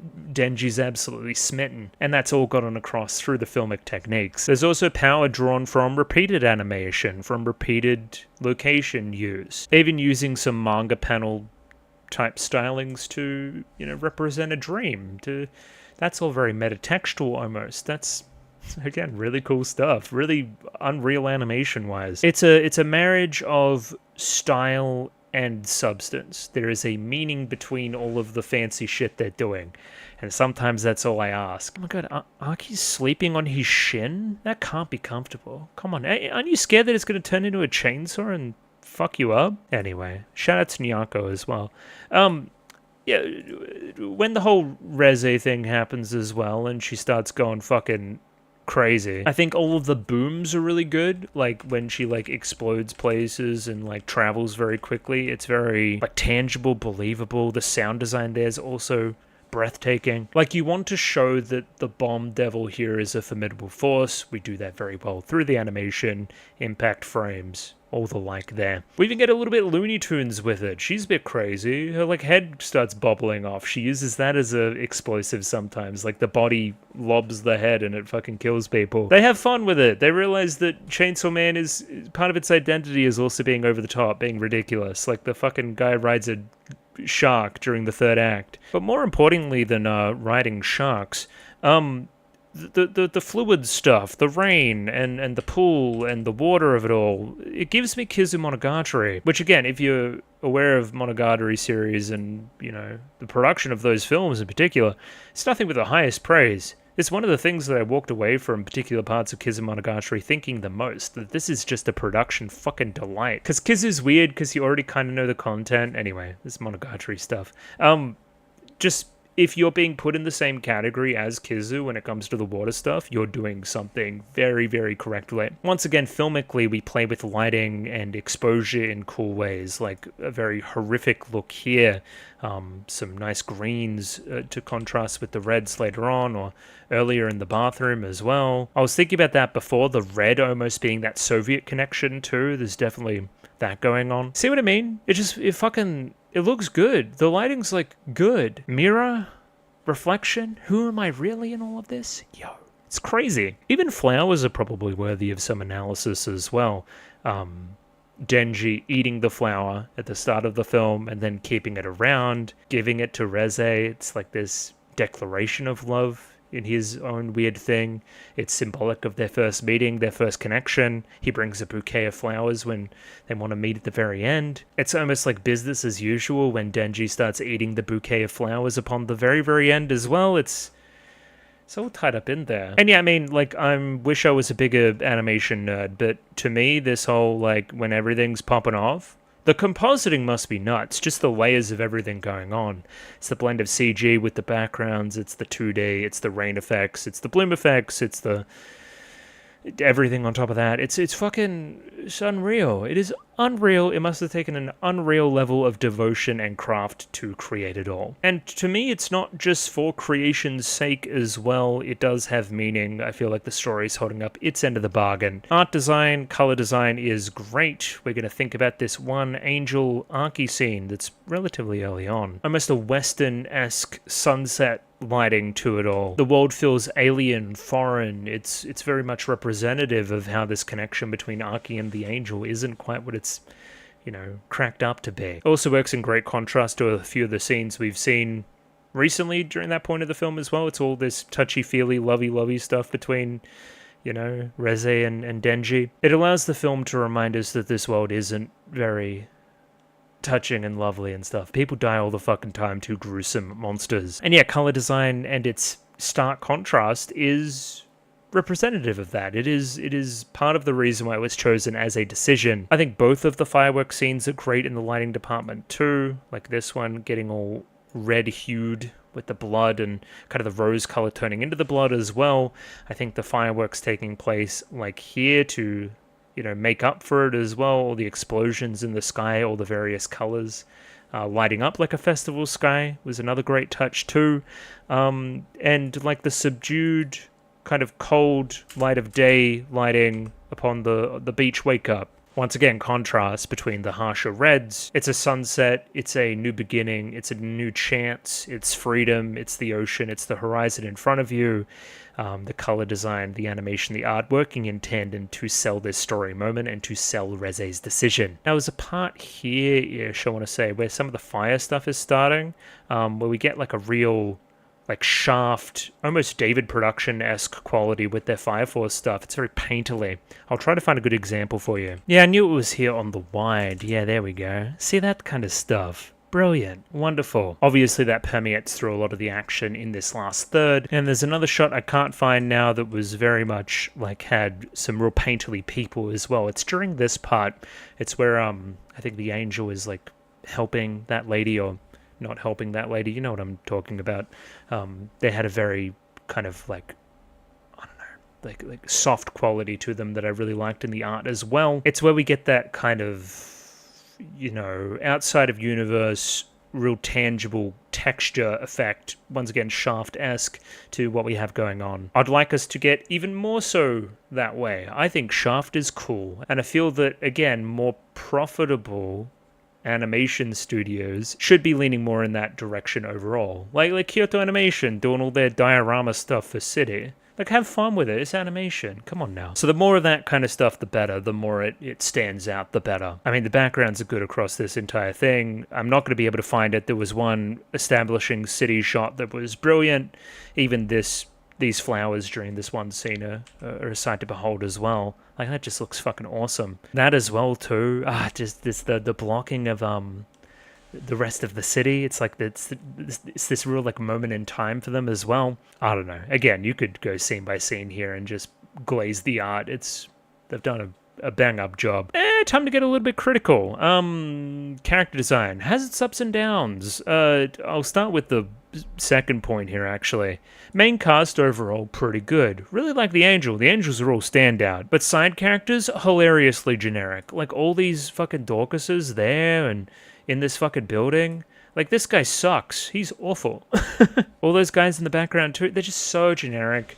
I really hated the human design of the Katana Devil as well from, you know, the TV anime. Just, it's very hit and miss. Sometimes it just looks laughably bad. But over to the main new design, which is Reze. Human design's great. She looks very pretty. She looks like a stand-up young lass. She really sells this, you know, girl next door cafe waitress thing going on as well. Character animation there on point as always. To me, when we get some close-ups there, it's very reminiscent of other Tatsuki Fujimoto stuff, such as like Look Back. Like, she almost reminds me of like an adult design from the latter half of Look Back or something. Obviously, I think she looks at least a little bit like Eri, Goodbye Eri stuff. I feel like they adapt the design well from Fujimoto. I feel like her bomb design is simultaneously over-designed and under-designed. Just in general with Chainsaw Man, I'm not sure about all this head stuff, like people's heads changing into the thing. Like, it works for some stuff. I think Chainsaw Man's iconic in character design, and Shark Guy's cool, Beam's cool, I like Beam. But again, Sword Guy from last season, no thank you. Looks kind of shit. And I'm not in love with Bomb Devil either, just the head stuff. I feel like from the rest of it, she's clearly meant to be like hot as well, and she's got like no pants on. That's either take it or leave it. I understand what they're doing there, and I mean, obviously I like it. It's a girl with her pants off, but like all the time, and like in the middle of the camera all the time too. I don't know. Potentially put pants on her. That'd be nice. I don't know. I kind of wish she stayed more cartoony. I had my most fun with her when she was like throwing her head around and stuff. And yeah, whilst we're being self-critical as well. I just wish the film itself had a better sense of location. I could not tell you what city we're in. I guess we're in Tokyo. I think we're in Tokyo. This cafe is probably the closest we get to a sense of location. I wish we returned to it maybe 1 or 2 more times. The school's decent. I wish we returned to it during the third act here. I wish the city mattered more. I wish the destruction mattered more as well. It just seems that people die and it's kind of like, we'll get over it. I guess in a world where 1 million people died in fucking 20 seconds or whatever it was, they're kind of used to it. And once again, pretty picky. Very nitpicky, actually. Getting towards the end now. Music. It's Kensuke Ushio, man. What do you want me to say? Unstoppably good. He's my big favorite. I glaze everything that he does. There's a particular melancholic piano track as they're sinking ever further down, which I think is borderline iconic. The melody, that leitmotif used, just wonderful, wonderful, wonderful, wonderful stuff. Nails the action music, nails the quiet moments. Even that small subtle soundtrack during that scene in that film that the two of them were watching is a sight to behold as well. Like, he punctuates these moments just so very well. I think both of the insert songs are pretty good. I actually know there was a third insert song, which I thought was pretty banging during here too. It kind of has a diegetic use as well. It comes in on the radio. Thought that was a really nice touch as well. The Kenshi Yonezu stuff also creates like consistency and like complements the TV anime main theme as well. It feels like there's a genuine voice associated vocally with Chainsaw Man as an IP. The songs themselves, I probably like Jane Doe better than Iris Out, but Iris Out's it's okay. I don't know if I would listen to it outside of the context of how it's used here. But Jane Doe, whew, Hikaru Utada has such a great voice as well. They complement each other well. It's wonderful. Sound design's great. Effects are great. It's all great. Voice performances are great. Reino Ueda's great. It's all great. My only real negative is there wasn't enough power for angry emojis. No power, no buy, unfortunately. Unfortunately, it's a 1 out of 10. It didn't have power in it. No, but I mean, some actual criticisms, they're pretty picky. And mostly related to format as well. I feel like, I walk away satisfied here, but I would walk away even more satisfied if it didn't have any lingering plot stuff. I'm not the biggest fan of TV, anime, movie format in general. I think it's kind of fraught. Make a movie, you make a movie. Make a TV show, you make a TV show. Stop mixing them all up, damn it. Come on. Pick a lane. I think the biggest compliment I can give the film is that now I want to know what happens in the rest of Chainsaw Man. Fingers crossed for a Season 2 TV or anime format with that kind of Jujutsu Kaisen level budget. MAPPA is currently printing money. Surely they have room to do some Chainsaw Man stuff. I haven't even looked up what they're doing next. If I was them, if I was their accountant, I would tell them to do another movie. But I don't know. I haven't looked anything up, so unsure. But yeah, this thing, I came into, Reze arc with a lot of hype.